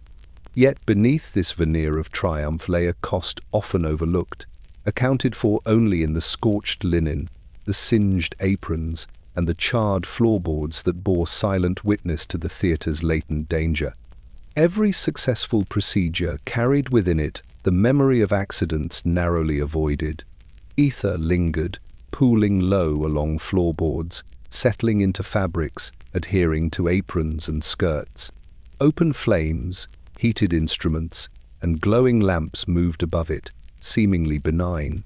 The theatre operated as if under perfect control, yet the invisible chemical waited, patient and indifferent. It required only misalignment, an errant spark, a tilted lamp, a momentary lapse in attention to exact its toll. Each near disaster served as a reminder that the miracle had a shadow side. For some patients, the cost was literal. Those who failed to awaken from ether's embrace were counted clinically as unfortunate exceptions, their deaths attributed to weakness, condition, or human error. Reports and whispers reframed the incidents in the language of anomaly, but the truth remained: the chemical, the air. The theatre itself had contributed to outcomes that were not purely the result of disease or skill. Progress had advanced without pausing to consider the fragility of life within the chemically altered room.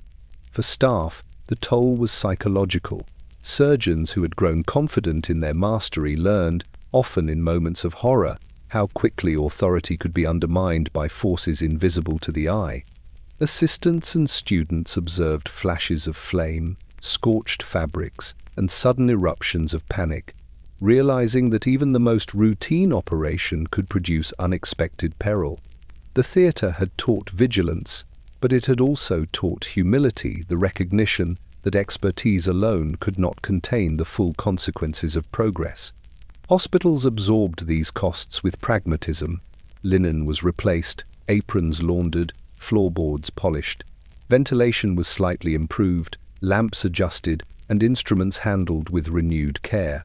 Yet these measures were reactive, designed to preserve function and reputation rather than to confront the systemic hazard.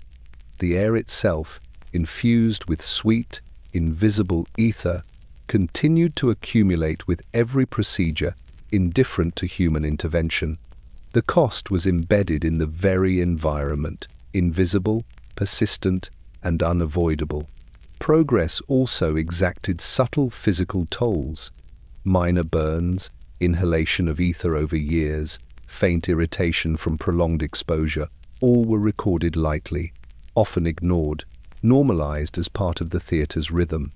The chemical rewarded efficiency while punishing oversight, a silent arbiter of skill and attention.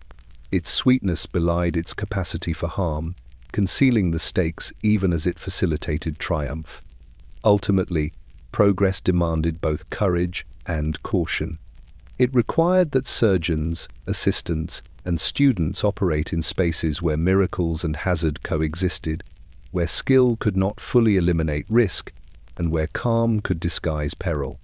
Ether offered unprecedented relief, but in return it asked vigilance, respect, and an acknowledgement that every step forward carried potential consequences.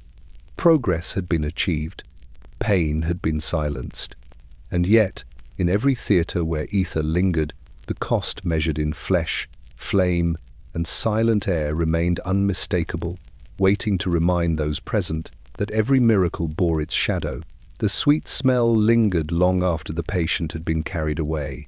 It was faint, almost imperceptible to those accustomed to it, yet it marked every surface, every corner, every fold of fabric in the theatre. Ether had permeated the air, settling low along floorboards, absorbed into aprons, clinging to woolen skirts and linens. It was a scent that suggested cleanliness, progress, and calm, a reassurance that the miracle had been performed. Yet, beneath its soft sweetness lay the history of fire, the presence of latent danger, and the reminder of countless near disasters that had occurred in silence. For Victorian medicine, this smell became emblematic of change. It announced a new era in which pain could be controlled, in which surgery could be performed with precision and order rather than brute haste. Patients no longer cried out, limbs no longer struggled against restraint, and the theatre became a space of calm authority. Surgeons were able to teach more deliberately, to pause, to demonstrate skill without interference. Students and assistants learned observation, procedure, and confidence in tandem, all under the protective shroud of ether's calming influence. Yet the sweetness carried dual meaning. It masked hazard even as it heralded advancement. Ether's volatility, invisible to the eye and undetectable without close attention, lingered quietly, ever ready to ignite. Open lamps burned above polished tables, cautery irons glowed red, and matches were struck for routine purposes. The room, obedient and familiar, seemed safe, but the air itself had become a latent participant in every procedure. Pools of vapor waited beneath tables, absorbed into fabric, lingering in corners, patient and undisturbed until the conditions aligned to reveal their presence in a sudden flash. Hospitals came to understand that the smell itself was a teacher. It reminded practitioners that anesthesia carried responsibility as well as relief. Even as the sweet fragrance encouraged calm, it demanded vigilance. Surgeons learned to consider air currents, lamp placement, the handling of heated steel, and the subtle accumulation of ether in every part of the room. Aprons and skirts were adjusted, ventilation improved, and instruments were handled with an awareness of invisible chemistry. The sweet smell became a signal not only of progress, but of latent danger, an ambient reminder that mastery required respect for forces beyond immediate perception. Stories of past accidents circulated quietly in whispers, ensuring that the memory of hazard persisted even as formal reports minimized risk. Students learned to recognize calm as both friend and potential deception. Administrators adjusted policies incrementally, introducing ventilation protocols, spacing recommendations, and guidelines for safe flame. Yet the theatre itself, its floors, fabrics, and corners, continued to carry ether's invisible presence, a chemical memory that outlasted the words written in reports and the instructions delivered in lectures. Ultimately, the sweet smell of ether defined an era. It was the scent of medicine transformed, pain silenced, procedures perfected, and skill elevated. But it was also the scent of risk hidden in plain sight, danger that required constant awareness, vigilance, and respect. Every surgeon, student, and assistant learned to associate that fragrance with both miracle and caution, progress and peril. It lingered in the air long after the operation, a quiet testament to the chemical, the room, and the human hands that had learned to work within its invisible rules. The sweet smell changed medicine. It promised relief. It concealed hazard. And it ensured that the theatre, calm, ordered, and deceptively safe, would never be approached without both awe and care.